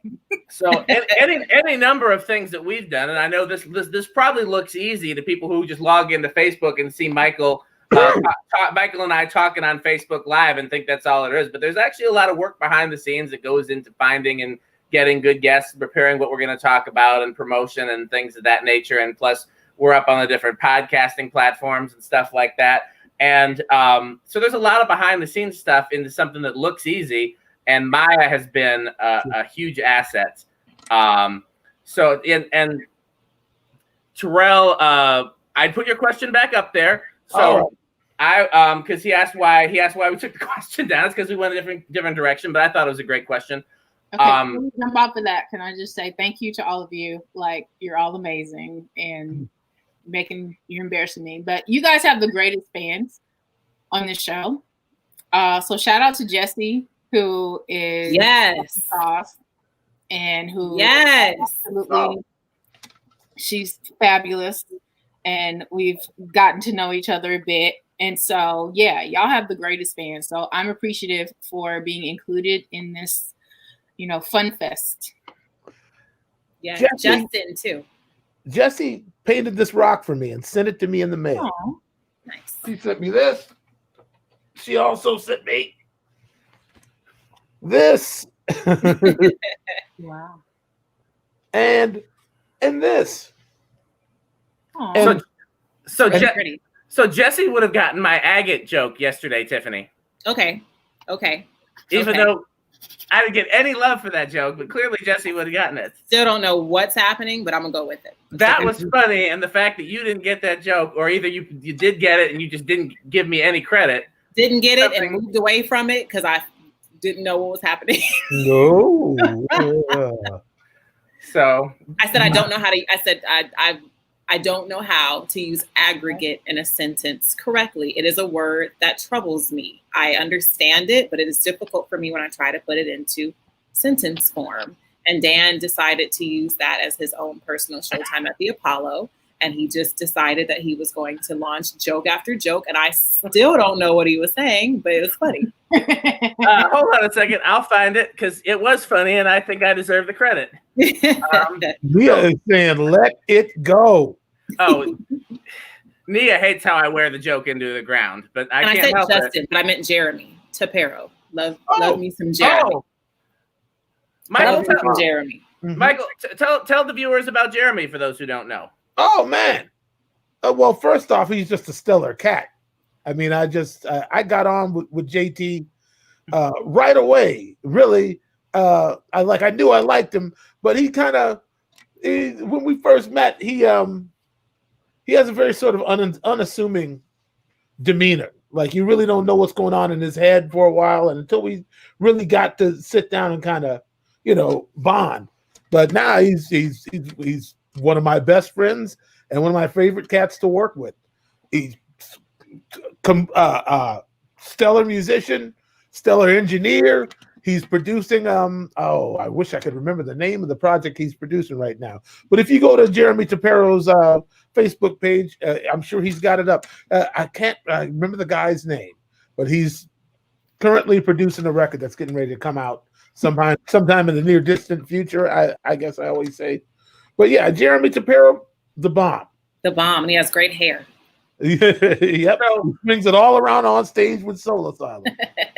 I first met Jeremy at the Soul Asylum gig that I hung out at with Eric, and then he engineered one of the sessions we did, right, Michael? Yeah, when we were recording the songs I was writing with Gabriel. Next week. I didn't realize that was the same person until we'd been at the studio for a while. Like I was just like, oh, another cool person. Like I didn't, because when we were doing the Soul Asylum gig, the Soul Asylum gig was outside and it was dark and Sure. I was talking to him, but I wasn't, and when I finally put two and together, I'm like, that's the same dude. Oh, so Michael, the engineer, is also the bass player, and Yeah. I mean, he and Winston, they tag team. I mean, since JT's local, he's and also Winston had a medical situation like the last tour that we were out on. So JT came out and covered and fit right in. He kept right on moving. He's one of us. So real quick, this was the picture I posted on Tiffany's status, and Stephanie got my joke. So I feel like the joke gets some credit, but that's an agate, and so it was a play on pronunciation. Agate. Yeah. I said, isn't that one of these? And I posted a picture. I thought it was a really good joke, but I knew hardly anybody would get it. But I thought Tiffany would because she's smart and worldly.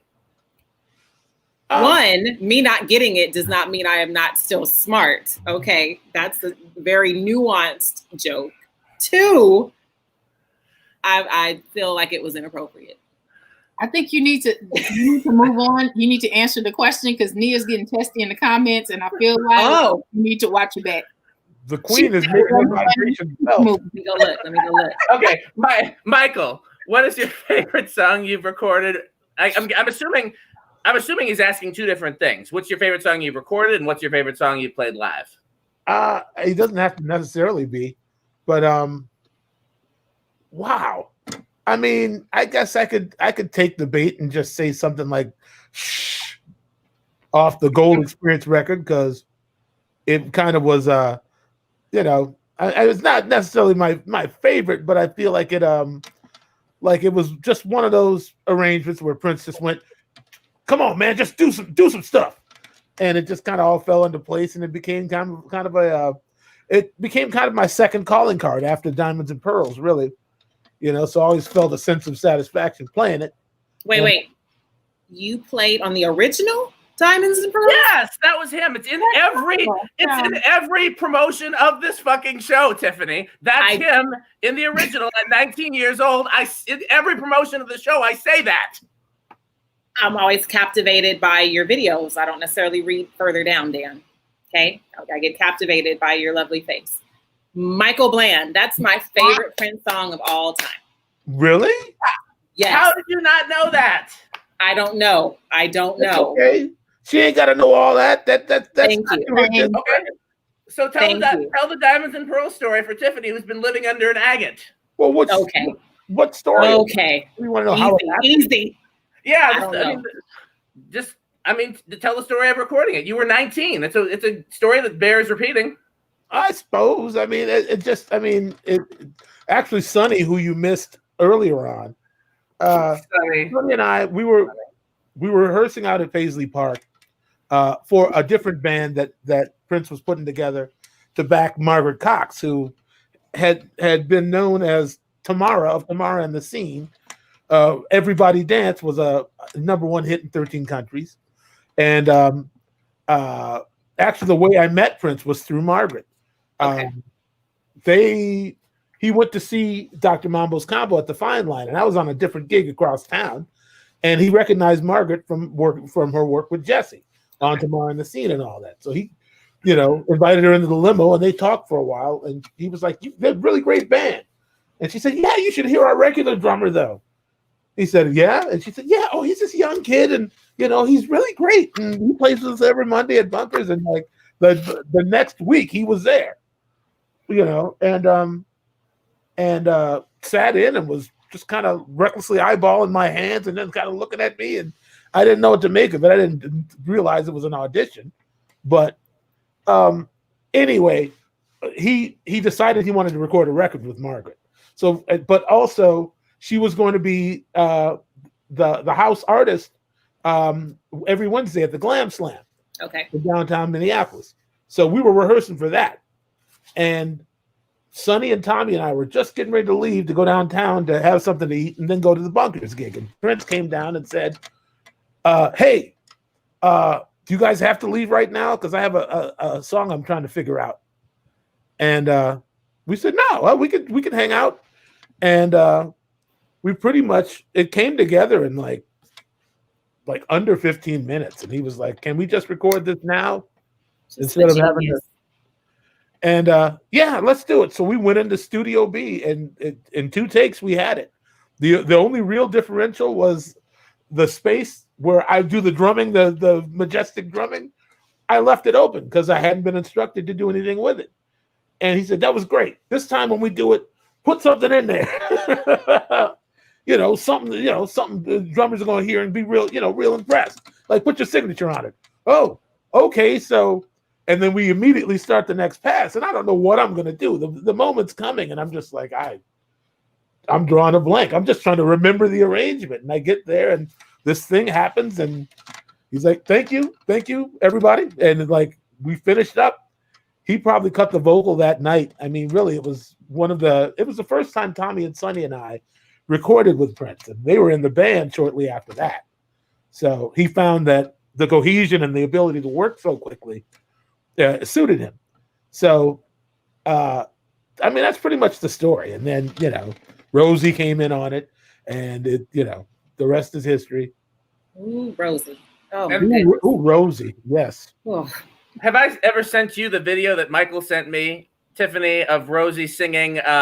What jazz ballad is she singing, Michael, in that video that you showed it to me at your house? She was singing one of hers. She's a song called "Get the Ghetto Off Your Mind" or something. Yes, like that. That's what it was. Have I sent you that, Tiffany? Okay, later on tonight, it's in your inbox. Yeah. Thank you very much. Yeah, I mean, along with 12 versions of Closer Than Close. Thank you. Please give me more. It's been on repeat. She was she was just so incredible. Yeah. As a person, just to hang out with, and just her.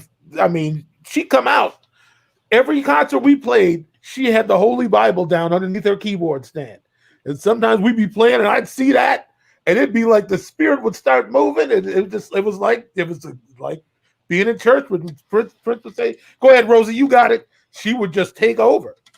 And can I ask you a question, Mike? Yes. Sorry. Go ahead. No. What were some of Prince's pre-show rituals? Well, we always had the prayer circle, mm-hmm. but also sometimes I could hear him in his dressing room. He'd turn on music really loud to warm up, and he'd be hitting these incredibly high notes that he wasn't even going to be singing during the show. I'd be walking by his dressing room, hearing, like really high. I'm like, wow, what is? I mean. Or he'd be stretching like Mikhail Baryshnikov before we'd be talking about the show, and he'd just grab his leg. Okay, so tonight on Take Me With You, instead of the turn on we normally do, after the second chorus, and his leg would just go. He'd pull his leg straight up, and I'd be looking like he stretched out and he warmed up like a real pro, And then we'd have the prayer circle, and then we'd go out and hit it. Be mean about it. And what would the end of the show encompass after you guys wrapped, curtain calls down? Then what happened? Well, I mean, for the first couple of weeks of any tour, we were still taking notes and changing the set and trying to modify, like whatever didn't go so well. It's like we were trying to figure out how we could improve. So the first couple of weeks, you go back to the hotel and shower. And wait to get called to go up to to his penthouse or his suite or whatever, and you bring your notebook and something to write with, and you watch the whole show back down. And see, people think that Beyonce is the first person to do that because she said she does it. So there's this misnomer that Beyonce has created this environment where self-reflection is the key to her success, and it's like. It's great that she does that, but she also took notes from the greats who did that, from the Princes, from the Mikes, from the, Come Whitney. back, Tiff. Sorry. Am I there? She does that, but what now? Oh, do you did something happen? No, I was saying she does reflect upon her shows, and she's been vocal about that. And so, the newer generations, when they hear something, they think that it's the first time it's ever been done. And it's like, no, she took her cues from the greats as well, from the Princes, from the Michael Jacksons, from the Whitneys, the Janets. So I didn't know that. I mean, it's not illogical to think that Prince, who was it seemed to me he was a perfectionist with his art and with what he expected. It's not illogical to think that he would do that or expect a note exchanging session and go about review and everything and watch the entire show. It's nice though to have you say it because you were there. Yeah, and that was 1990 was my first time touring with him. So we wow. was doing it at least, that far back. Yeah. But yeah, I mean, everybody's there. The front of house guy, the lighting director, the band, the dancers, everybody's piled into his hotel room and taking furious notes. And then we go to the gig the next day, go to sound check and work out the differences, the things we're going to do. And he still may throw an audible in there. Like you could never just relax and go, okay, the set's going to go like this.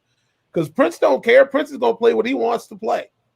And you just better remember the last time remember the arrangement from a week ago. And, he's perfectionist, but also always looking for, always looking for a way to refine things, even in the moment, and that's what made it a job that not a lot of people could do, because it's almost like mind reading. Mm-hmm. Like you really got to surrender to the process so much that, like, you can almost read his mind. You got to see it coming, or if you don't see it coming, you better see what he's doing way out there on the apron of the stage. Like you can hardly see him, but he's holding up his hand, going, and you better go back. You better do that. Right. You're gonna hear about it right after the show. So, tell the handkerchief story. Oh, which one? I mean,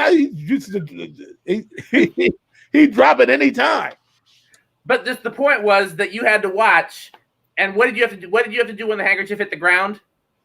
It depended on which time he did it. Okay.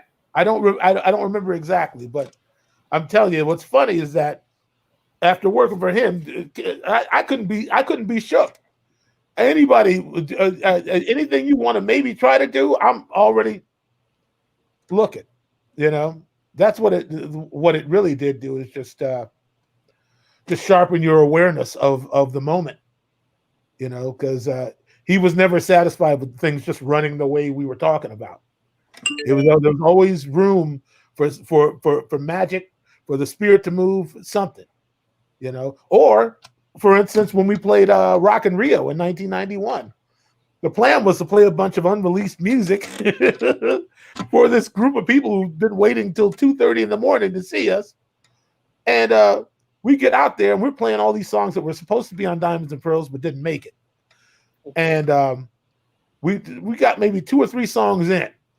And in between songs, Prince turned around and he pointed at Levi and said, "Kiss!" And Levi, like, we just went to the hits, Like, if it ain't working, he'll figure out how to make it work, And you have to be complicit. You just got to be ready for what may come, Did he have any superstitions?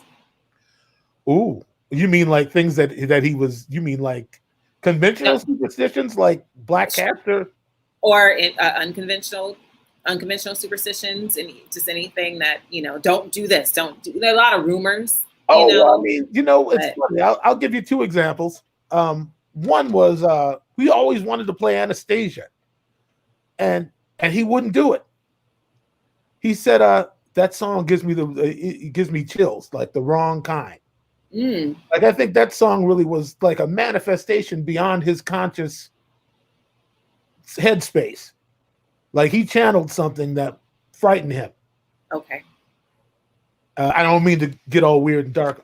No, it's not weird nor dark. I'm just saying we used to dark. One day we asked him, like, we tried to put it in the set. He let us put the set together to see what we'd come up with. And he was like, "Oh." And that one, and I think it was. I think also we wanted to play "If I Was Your Girlfriend," and he's like, "Okay, no. If then I got to go get the pink coat. I got to get the pink fur, and I can't go back there." So he had certain reservations artistically, but I will say the one time that it really had an impact on me was sometime around when the war with Warner Brothers started. And he changes his name. And somehow I had gotten the idea that he changed his name strictly for publicity reasons, or he was trying to get out of his record deal or something. And I remember we were in Studio C. I said, Prince, and he turned around and he ice grilled me so hard. That's not my name anymore. He said, when you call me that, it's like calling me a cuss word. Don't call me that. Woo, all right, Prince. For real. Is that Questlove's story true? Of what? Prince coming to a party or having an after party. It was animated for, I think, OK Player, but there was an after party for something in the 2000s, and Prince rode a bodyguard's shoulders into the party and asked the DJ, who was Questlove at the time, to stop playing whatever he was playing and to put on a DVD of Finding Nemo. You know, I don't have any idea. I wasn't super around at that time. Okay, Questlove tells it very well. It's animated. He says, I did see that he had some sort of thing up, but I haven't seen it. Okay. I honestly don't know. Okay. I mean, he was not the average type of person to hang out with. So I wouldn't put it past them, whatever they might say. Could have happened. You know, I know that story about Morris Hayes told me the story about Michael Jackson being at one of the Vegas shows. And said Prince stepped off the stage and right onto Michael Jackson's table. He was playing bass. He just like pretty much was like had the bass in Michael Jackson's face, like it's like, you know. And Morris said, Michael Jackson said, Prince is a meanie. That's what MJ said about Prince, for getting in his face with the bass like that. It's a meanie. Stepping on his table, and Prince is a meanie. Unstable bass. We're back. Trademark that, Maya. 1 second. Brought it back around. Hit that corner real quick. Something you said about Rosie and having her Bible on the stage goes back to what Dan was trying to put on my life, and I will not accept that, evil Ricky Bobby. He said that I am destined to be a first lady. I do not accept that. I bind and rebuke that over all of my life. But the conversation that we had in regard to that was that people have a ministry that they are here to deliver, and that looks so different than what people assume ministry is supposed to look like.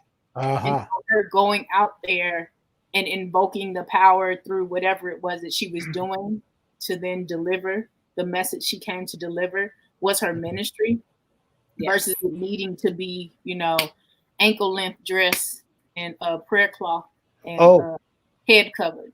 So that your ministry can look a lot different than what somebody thinks it's supposed to look like. Absolutely.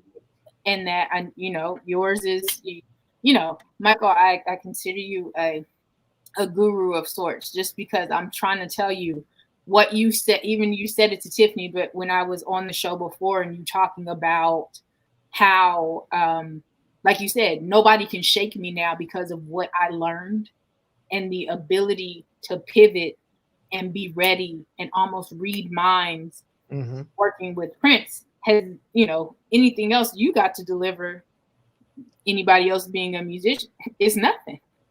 I've done that. And then to be able to take that and translate that into your life and how you live, and just having that attitude of, I know how to pivot. I can adjust. It's not a big deal. Like that. Did we lose her? Super inspiring. Maya froze for a minute. Having the attitude of what now? Having the attitude of nobody can mess with me because I know how to pivot. I can adjust. I got this. Like, it doesn't matter what you throw at me. I'm going to figure out how to do it well, and do it to the point where you can't even correct me on it, because I've handled this in such a way you find no flaw in what I've done. And that's not an arrogance thing. It is, I think, more so a confidence in your ability and your faith, and you having just that deeper connection to yourself and your purpose in the world. And that's awesome. But yeah, I still bind and rebuke you trying to put a first lady on me. Well, and it's funny because I I swore Michael told me years ago that he was ordained, and he corrected me recently and said that he isn't, because I've always seen Michael as a preacher. And chosen, but not ordained. He's running from his calling too, Maya, because I'm not running he's from anointed, it. not appointed. That does not make him running from his calling. That makes him not over here in the box that you're trying to put us in. Don't do it. That right there, that part. See, forcing the forcefulness of Dan. Mm-hmm. Oh, so this is gonna the last bit of this episode is gonna be Dan bashing. Is that what we're getting to? That's what we were doing anyway, right? Above everything else, Dan, what I find you to be is, I use this term for certain people in my life. You are a positive nuisance, is what you are. Everything you're doing for the right reason, and you will agitate people into doing what's in their better interest, and it's out of pure love. I recognize that. Yeah, I recognize that about you, man. You are churchy. I forgot we're supposed to be loving up on you and not. Well, you've used that term. You've used that term before, not for me, but for a few other people that I respect. So I know that's a compliment. That means I need you in my life. Yeah, because you'll say something when nobody else will. Yeah, for sure. I mean, I think everybody needs at least one person like that who's going to really push you to do the things that you don't see in yourself. I don't mind saying, doing a show like this has been very enriching. I've met great people such as yourselves, Maya and Tiff. Thanks. But it's not really my style to build something and maintain it also. And every time I feel like, hey man, I think I might want to call it, Dan and conspiring with my wife go, this show is informative. It's there's not a whole lot going on right now anyway. What are you running from it for? It's you're serving the community some way, somehow. People are catching a blessing from what you guys are doing. People are getting insight. People are seeing Black people in positions they don't relate to in their own minds. Right. They're understanding Black excellence on a whole new level just because of this show. And Dan. The Apostle Dan. I mean, this missionary Dan. Yeah. Dan with the organ Dan. No. Dan, no. Organ Dan. I won't respond. I won't respond to what Michael said. I'll let Maya or Tiffany respond to what Michael said, because I think we've also talked about this in regards to as well as in regards to the show and in regards to Pastor Bland. What's that now? I said Pastor Bland. What? Well, just at how much, even though that this is outside of your comfort zone, it's such an asset, and it's an asset because in large part of you. And I want somebody else to say it besides me, because I yell at you all the time. No, Maya just sowed words into my spirit a minute ago. Awesome. So I heard what she said, and it's odd because it's really a new thing I'm stepping into, where I'm learning that the power that I can harness in one area of my life, I can apply in all. Yeah. I'm really in the application stage of that. Like, I'm really moving through my life with the same focus that I've given music. I'm starting to branch it out into the other quadrants of my existence. And it's only been for a few months that I've really felt like it's okay to, because I grew up around people who, would not encourage you to be self-aggrandizing or, just like my people are humble people. And, but I'm finding in myself that people have said for many years, like, it's not bragging if you can back it up, but bragging is nothing. It's coming from a confident place, knowing what you can do and believing in that. Mm-hmm. Again, my friend Gabriel said to me, I was trying to pray for somebody I was in contention with, but I had kind of let go of the energy after I said the prayer. I'm like, well, whatever happens now happens. And he said to me, why would you bother praying if you're not going to follow that energy up and in and through the universe into that person that you're praying for? You got to believe something is going to happen. You can't just put it out there and let it go. You got to believe that that person is receiving what you're sending out. Like, it takes that. Well, otherwise, why bother? Why just put random energy into the universe? Believe what you're praying. So one of the things I've always taught in my capacity as a minister or a teacher or anything like that is that prayer is for you, because a lot of Bible scholars will contradict me, and maybe they're right. I don't know. We'll find out in the afterlife. But I don't believe that there are a whole lot of examples where God changes his mind because of us. God changes you. So when you're praying for something, you're praying that God changes you for the thing, because what's going to happen is almost always already set in place. I mean, one of my pastor friends gave me some examples where God specifically was petitioned in the Bible and did change the outcome because of the prayers. But most of the time when you pray, it's not, the outcome's already predetermined, but you need to change your mindset and your perspective. And prayer is really about getting yourself in the right mindset for what's coming. It's about, and so that's what I always teach. When you pray, it's for you. And I used to refuse to pray over small stuff because I didn't want to waste God's time. And at one point I had the revelation of like, why would God care why would he think it's wasting his time when I'm seeking him? Seeking God over anything is what he wants. But so I used to not do stuff like pray like I can't find my car keys. But now I do that. Now I do that kind of stuff all the time. But it's not, God's not moving my car keys. God's giving me the peace of mind so that I can realize where the keys are, you know?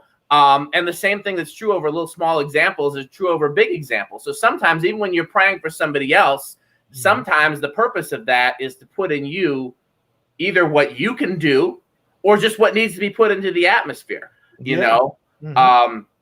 And so as Gabriel pointed out, and it's great that we're going to be talking to him soon, if you don't believe what you're praying, then really the prayer didn't really serve the purpose that it's intended for. That's right. I agree. And I'd say the same thing about apologies, about apologizing to be like, that is about you. It's about you. It's not really about the person you're apologizing to. You're bringing peace to yourself through the process, you know. And I've learned that several times over, and the it's made me a lot less reticent about apologizing as an adult. You know, I feel like any reason I need to apologize, I will, because I mean, not just for selfish reasons, but because I know how it's going to affect my life, you know? So there's, go ahead. I'm sorry. Go ahead. No. There's somebody.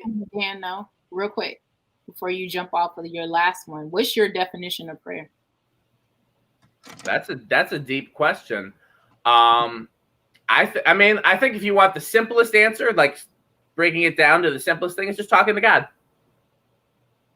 I think prayer is just a conversation that you have with however you see God, because I'm ordained in the Christian church, so I have certain preconceptions about God based on my religion and the Bible. But I love the movie Dogma, where God is Alanis Morissette in boxer shorts. We really have no idea what to expect when we get to the afterlife. So however you perceive, God or supreme being or whatever, God by any name, we'll just say that much, is just the conversation that you have, or with ancestors, or with, again, whatever your spiritual relationship is. I would just simplify it as that. I don't think it's much different than, one of my very good friends, Winter Jones, he's a Buddhist. When he's chanting for the same things I'm praying for, you know? And I think it's just as important. He is pouring himself in when he's chanting, he is reaching out, he's extending his spirit, you know, and he's expecting change. I believe they call it actual proof. At least his sect of Buddhism. They are praying for actual proof. I mean, what are we praying for? We're looking for evidence after we pray. You know, we're expecting it. if that's what we believe of God. So it's I guess it's not so strange.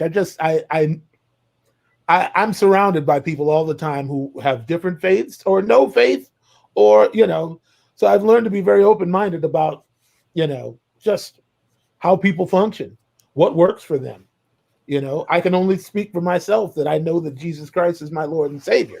That is I cannot be talked out of my experience. That is my experience.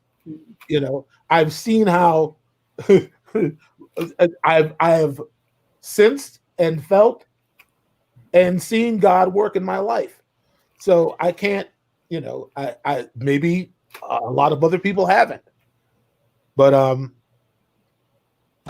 I don't know. I'm not sure what I'm saying exactly at this point. You're not reaching for the whiskey during the spiritual discussion, Tiffany? No. That's all right. Drink them spirits. It's all right. That was birthday shot. That's it. Have some communion. Shot. No. I did want to say something about what Michael was talking about when it comes to apologies. There's a friend of mine who I would love to have on the show down the road at some point, who is another just she's the corporate America version of Tiffany, basically. Just another like super pro-black excellence, just amazing person. Why? What? What does that mean? What do you mean by that? Corporate version. Yeah. What's the corporate? She's a VP. What am I? She's a VP at some like Fortune 500 company. Like she's real high up the corporate ladder and very says all the right corporate things. Which I know you know how to do, but that's not who you are. Okay. What are the right corporate things, Dan? What'd you say? What are the right corporate things? Can I just get to my story? No. And then we'll circle back to that. It's the words that my wife says, like crucial conversations and all that kind of stuff. That I don't have any. Listen, I plan courageous conversations and jazz at work. I know. Yes, I know you do. So anyhow, that's why I'm cheating. That's why I asked. I'm cheating. Okay, I'll shout out my friend. Her page is her like page for her as a like a performer, whatever. Is Shelly Says So. Her name is Shelly Washington, but she posted something on Facebook a few weeks ago or days ago, whatever it was. Basically, someone came up to her in public and basically said that she'd been, that she'd been holding a grudge against her for years. And she had no idea. Like, she had no idea that this person had any issue with her. The grudge existed solely in that person's head. Right. And when you hold on to stuff, this is what I was talking about with apologizing. When you hold on to stuff, half the time the other person has no idea that you're even holding on to it. So it's only hurting you. Yeah. Right. And and I'm trying really hard to like, I have two ways about me. Either I forget that we had a conflict by tomorrow and like everything's back to the way it was and I literally don't even remember, or like I'll never speak to you again. I only have those two things, and I'm trying to negotiate more of a middle ground with myself where I can remember, okay, watch out for this person because they do this, but not allow it to affect me in any sort of negative way. Yeah. I'm not sure exactly in what way I can add to that. But yeah, forgiveness is definitely it's a balm for your soul. It really is. It's for the person being forgiven, but the person who forgives. It really I've been making it my business for the last couple of years to mend every bridge that I can. And I don't, not that I'm planning to die anytime in the near future, but I decided at some point that I don't want to leave this planet condemning it. I want to leave this planet blessing it. And so I've just been slowly but surely working down not a sizable list, but different people I've gotten in contact with, and I've been trying to squash it all because I just don't want to live like that. I just don't want it. I don't want to have these. I don't want anything to impede my sleep at night. I don't like that idea. And I have enough love in me that I believe it's possible. So here's my question, and this is not necessarily a rhetorical question, and it's for really anyone here, because these are all people that are in my hive mind, even off the air, you know. So there are some people that I don't want to say I hold a grudge against, but there's some people that I avoid, or I don't want to speak to, or I don't particularly, you know, want them around, that for example, owe me substantial sums of money and have no intention on. Yeah. And I have gotten to a point where, you know, I've at this point, I think I've taken everybody to court that I'm going to. I don't think, and hopefully they're not watching and they'll be like, okay, good. But I don't think, I mean, I think I've more or less forgiven the debts that are still outstanding. But I also don't feel like it would be the right thing to do to reach out to them and say, hey, we're cool. Because, hey, there's the cat. Show Tiffany the cat. Tiffany wants to see the cat. The cat just walked out the room. So listening to you. So what, I mean, because I like your approach, Michael, of saying, you know, especially after with all of the things that have happened in 2020 that have made all of us realize our own mortality. I like the idea of squashing it, things that are outstanding, but at the same time, when in situations like that where, you know, the only thing that's outstanding is that they, you know, are not doing what they're supposed to do. I don't really know if I should say or do anything, and if so, how to proceed. Would it bring you peace to let them know? Because in the past, I have had people who I no longer deal with. Did you hear what Maya said? Yeah, I mean, that's the question. Does it bring you peace? Would it bring you peace, or do you think it would bring you peace to notify them and say? So I had a friend who we were very close, and it just did not work out, and it was bothering me that I did not let them know why we were no longer close anymore. And so essentially, I called him up and was like, "Hey, I'm not trying to rekindle anything. Here's why I don't F with you no more. I just wanted you to know that in the event that something happens to me, I don't ever want you to wonder why. This is it. Be blessed. All right. Never talk to him again." And I did that for me because I did not want it to be a matter of, dang, maybe they don't know. It made it seem weird, whatever, which I'm sure was still a conversation happening between Maya and the people in Maya's head.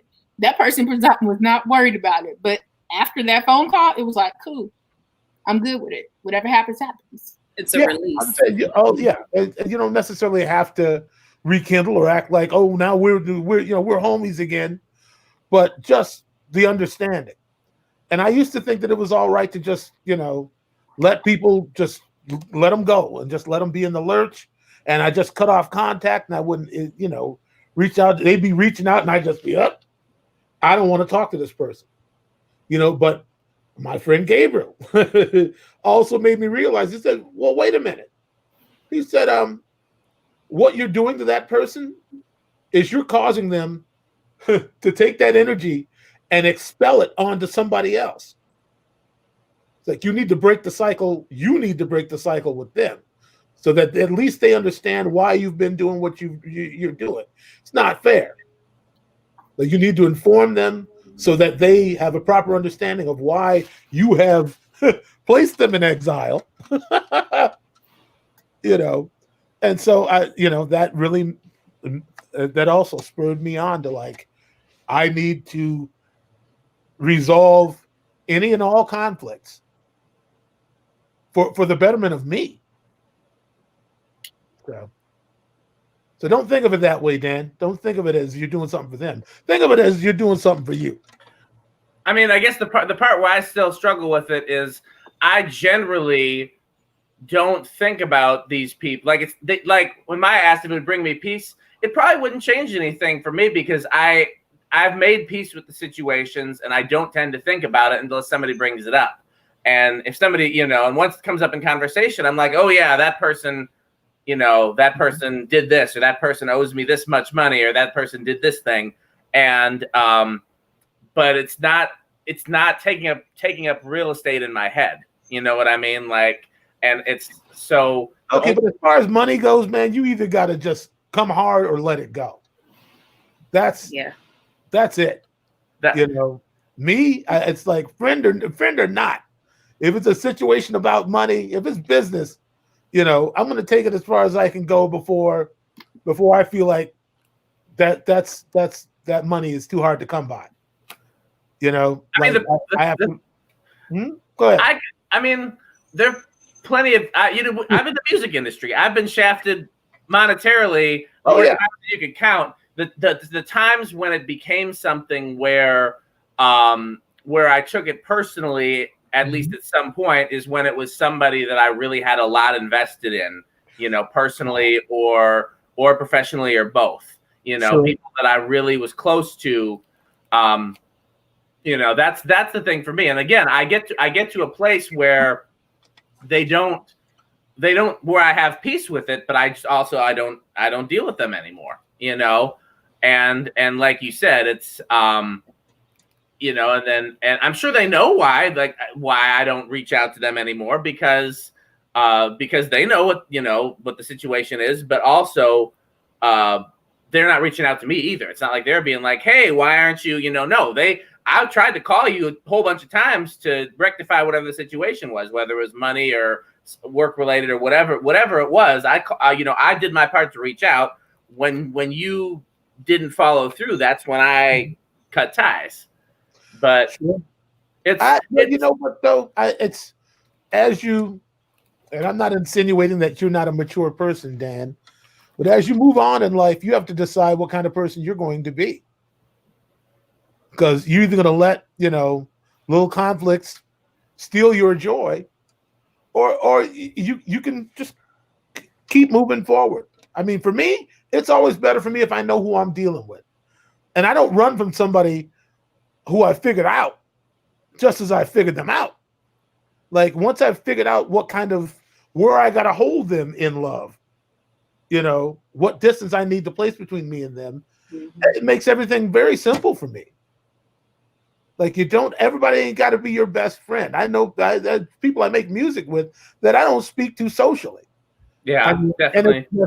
And I'm very, I got a lot of boundaries about things. It makes me kind of legalistic and stiff and difficult for some types of people to deal with.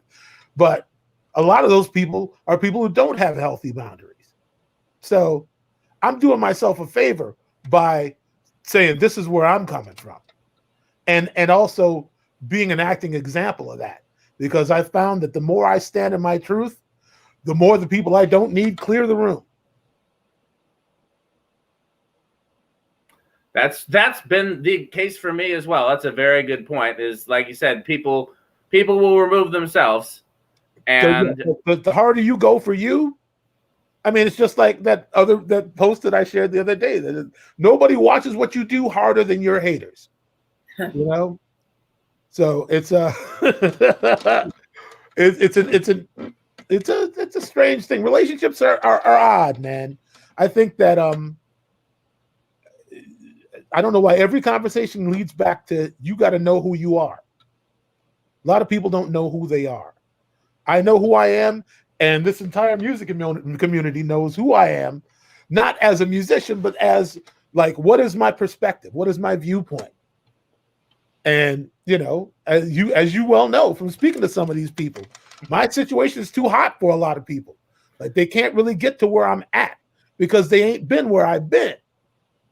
Like I play music and it's my life ministry and so on and so forth, and it's fun, but this is serious to me. You know, this is I don't.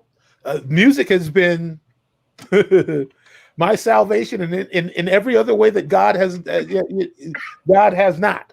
You know, between God and music, there's not a whole lot else in the world that I aspire to or work on. In terms of my refinement in my relationship to music and God is a reflection of my relationship with myself. If that makes any sense at all. Absolutely. It just intensifies where I'm at and makes so very clear to me. Like, okay, no, you go with God. I can see right now that you're in a different place in your life. And for me, I'm looking for people who operate on my level and want what I want. And, that's, a lot of these people who have spoken, everybody's entitled to their opinion, Dan. I mean, they can think what they want.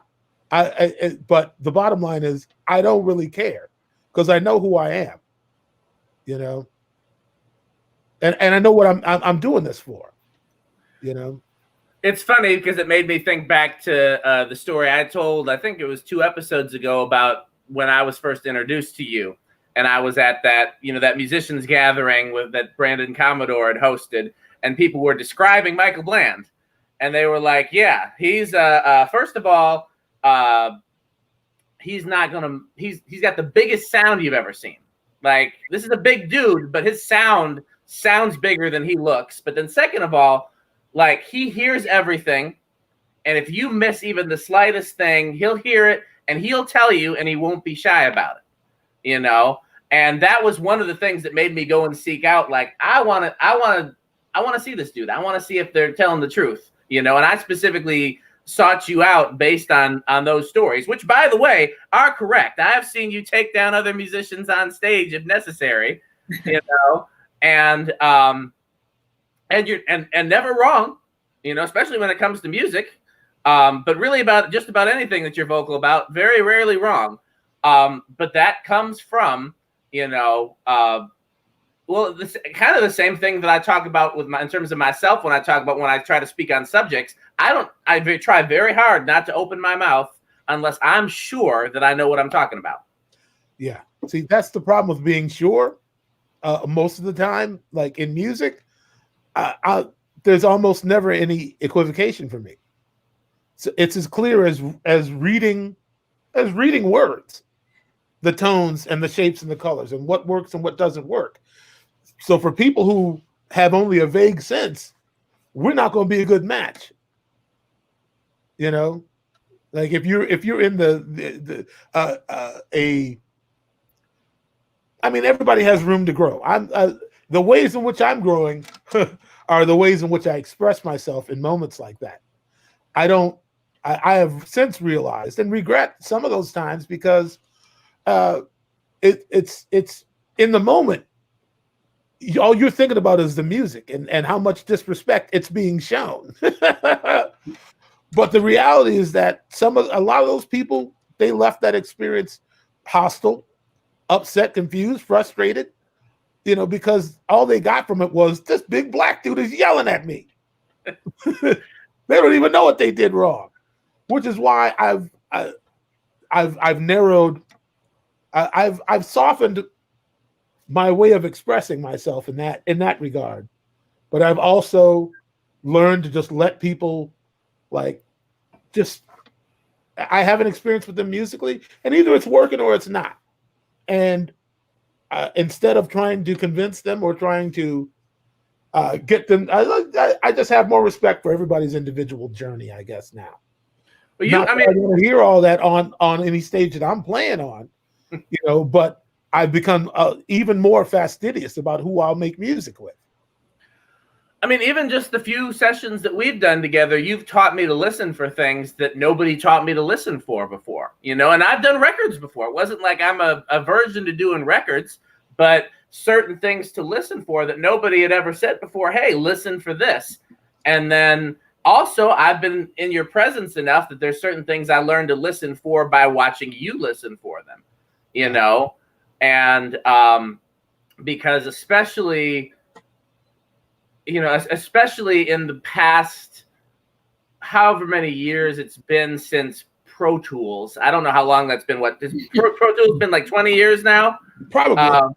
Yeah. Like since kind of the playing field kind of got leveled in terms of who's a session musician and who's an engineer and who's a producer. Now that everybody can do it with a laptop, there's a whole lot of just of records that are making it into stores and making it on the charts that have a whole lot of that'll be fine. We'll work with just do something. Okay, good. Now moving on, and not really giving certain things the attention to detail that they deserve. And that's one of the things that I've learned just from, again, I think it's been probably 4 or 5 years that you and I have done little small projects here and there. And just in those little instances, I've learned to listen for things that, that nobody had ever brought to my attention before. Well, I mean, you got to consider a couple of things, Dan. First off, I entered this business and worked with and learned from the best. Mm. So all of that information that I got directly out of Prince's mouth into my ear is living and breathing every time I pick up a pair of drumsticks. It's and a lot of it has to do with really it's almost all of it has to do with listening. He was the one who told me, be more interested in what your neighbor's playing than what you are. Like, don't get so caught up in the technical aspect of what you're doing that all of this is going on around you. You have to pay attention. Can I jump in real quick, Mike? That makes Absolutely. I've been listening this entire time, and one of the things that is swirling around in my head relates to that inner voice and listening more than you play. Well, not just listening more than you play, but listening to the correct voice, right? So the correct message. So we've talked about prayer. We've talked about kind of the intention behind talking to God, whether it's to request or just to develop and maintain and develop a relationship. But ultimately, another tool that we are given through him is that inner voice of discernment. And if we are listening too much to doubt or to confusing or conflicting thoughts in our own minds, then we are giving power to, that negative energy, that negative spiritual warfare that many of us are so, that many of us can become accustomed to because of many reasons. So I think doubt is a huge tool of the enemy. And we often doubt, obviously, what the result might be. We're too focused on the result, and we're not necessarily focused on the process by which we achieve that result. And so I guess I've been thinking about it this entire time because, Dan, your question was, or not your question, one of the things that you've been grappling with is essentially, should you confront these people? And it's like the confusion in your mind that is causing you to question your strategy and your reasoning is giving you more grief than you deserve. And the release of all of that, the confusion, the onus to confront someone, what you may feel they're owed, just complicates your ability to take care of you, and to do it for yourself or for anyone who's in that situation. So, Mike, when you just said that, about like haters and whatnot, haters listen to you and pay more attention to you than anyone. We have our own inner hater, we have that side of us, again, that is very conflicting and contrarian. And so we have to be careful not to give that energy either. That energy, and that energy don't sleep. It doesn't. And what it really hates is when you learn how to quiet your mind. Yeah, absolutely. Because when you quiet your mind, everything becomes clear. And that's a part of knowing yourself, Right. I guess we really are. You really found the common thread through all of this we've been talking about. I kept wondering, like, where is this going? Because it's almost like we're operating a Ouija board with y'all. It's just, I guess you put all these energies together. Well, Tiffany's got the lights behind her like she's having a seance. So the Ouija board isn't necessarily, it's gorgeous, by the way, but I've been just, especially I want to get up and turn the lights on. It's a hot look. Starting to get dark. All right. But yeah, so I guess to just to sum up what we were saying, Dan, I had the potential, but I didn't know really what was in me until Prince began to point it out.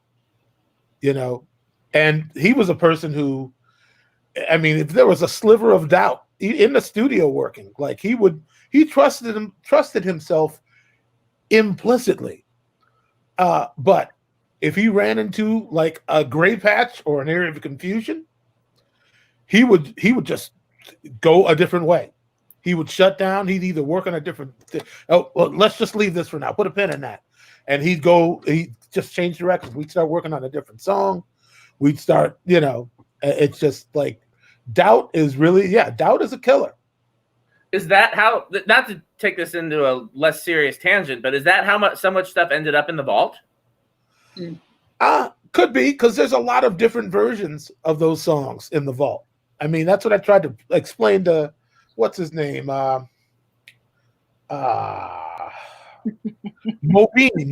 Azar from the BBC. He did a special on what's in the vault, and he kept asking me, like, well, what do you think's in there? I can tell you what's in there. Other versions of Little Red Corvette. Full track versions of When Doves Cry that sound like a mess if you put them up. Like, you have to understand the process and the presentation of material. Once you got, I mean, you can have, most of a song is the words anyway. And Prince was a better than average lyricist. He had a very particular viewpoint as a lyricist. But he still worked very hard to perfect that. His hairdresser would say she had the hot comb, and Prince would be writing his lyrics, and he'd get so mad he'd stand up out of nowhere and just start cussing if a line didn't come to him, and she'd have to take all the tools and be like, "Oh Lord, I'm gonna burn Prince," and to get him away from his head. But the fight for excellence is hard for everybody. Just because you got natural ability don't mean nothing. Right. Light can be, Morris Hayes said, bland, light can be all around the room, but until you focus it into a laser, you ain't cutting nothing. Ooh. I said, you ain't said nothing but a word, Morris. All right. He was preaching that day. Light can be all around. But until you focus that light, focus that energy, you ain't gonna cut through. Now, on that note, Dan Spiffy Neuman, on birthday boy, I went longer than I planned to. My wife has been so gracious as to bring this plate down here. Oh, I gotta go too. Yeah, we got to cut, man. I mean, we're way over. I appreciate though, because you want to talk later if you're still up. I'm around, man. We can get on. Oh, absolutely. Well, I'll probably. Yeah, I'll see if my wife has your birthday, man. I was going to say I better go up and see if there's any birthday gifts waiting for me upstairs. You got the queen waiting on you now. Okay. Body roll. Get it, Dan. Get it. Don't get it too hard because your heart's still a little weak. But I know. Exactly. Be cool now. In your inhaler. Don't be trying to do no tricks. Stretch. Yeah. Like Prince. Prince. Exactly. Get that leg on. So, all right. Well, Tiffany and Maya, what a unexpected and really fantastic surprise that I got to speak to both of you on the same night, along with Dan Spiffy Neuman. We love and appreciate y'all, and I'm so glad that we got to touch on some serious aspects of this. Because the world is crazy right now. So, but hopefully we can have you guys back sometime in the near future, and we can chop it up. I hope y'all ain't sick of us already. No, not even a little bit. I just want to eat dinner. Yeah, same here. I would go for a full Tiffany and Maya episode at some point. I think I obviously we plan to have them both back individually. But how would they choose? Maybe we should have them both back individually and together. Hey, well, I mean, they both know whatever you like. So who was it? And I promise I'm not gonna go into a whole nother tangent that'll keep us here longer. But whose dad is that? Nia's dad. Mr. Lewis, we didn't mean nothing by it, sir. Oh Lord, he watches every week. He's been a great supporter of the show. But who was it that Johnny Carson had as like a regular guest that like if he needed to fill a spot, he had killers lined up?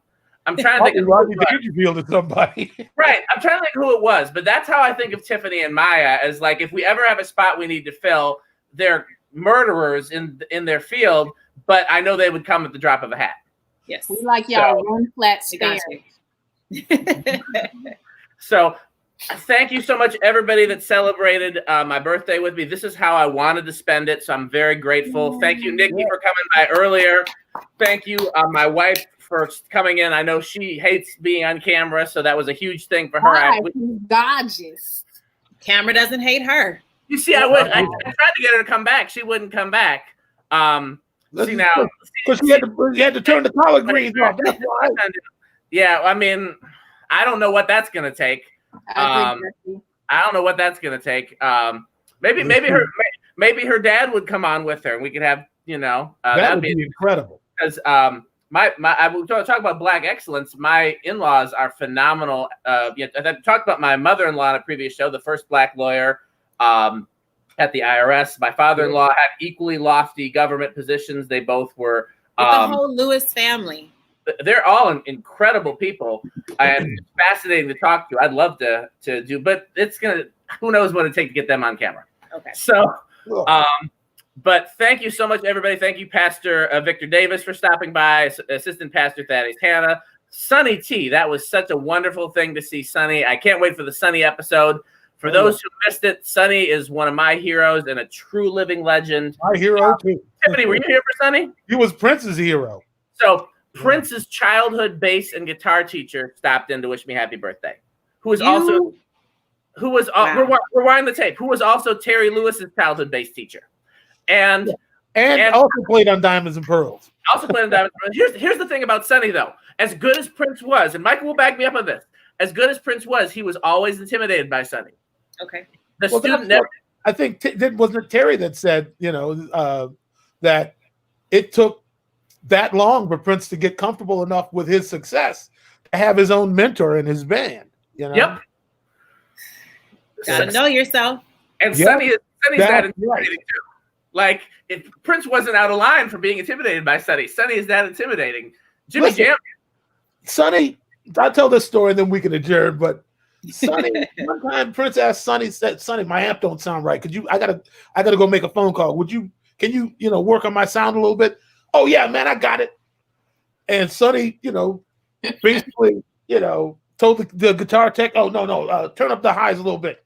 Wait a minute. Now give me a little more on the monitor. Sonny got Prince's sound dialed up. And when Prince walked back in, Sonny was killing Prince's guitar. And for the rest of the week, I always got to rehearsal early and kind of either ate something or hung out like right outside. And I got there like 45 minutes early, and I heard somebody on the sound stage just playing by themselves, playing Prince's rig. And I went in there. I just peeked in the door, and it was Prince. Sonny sounded so good. Prince started shedding before rehearsal.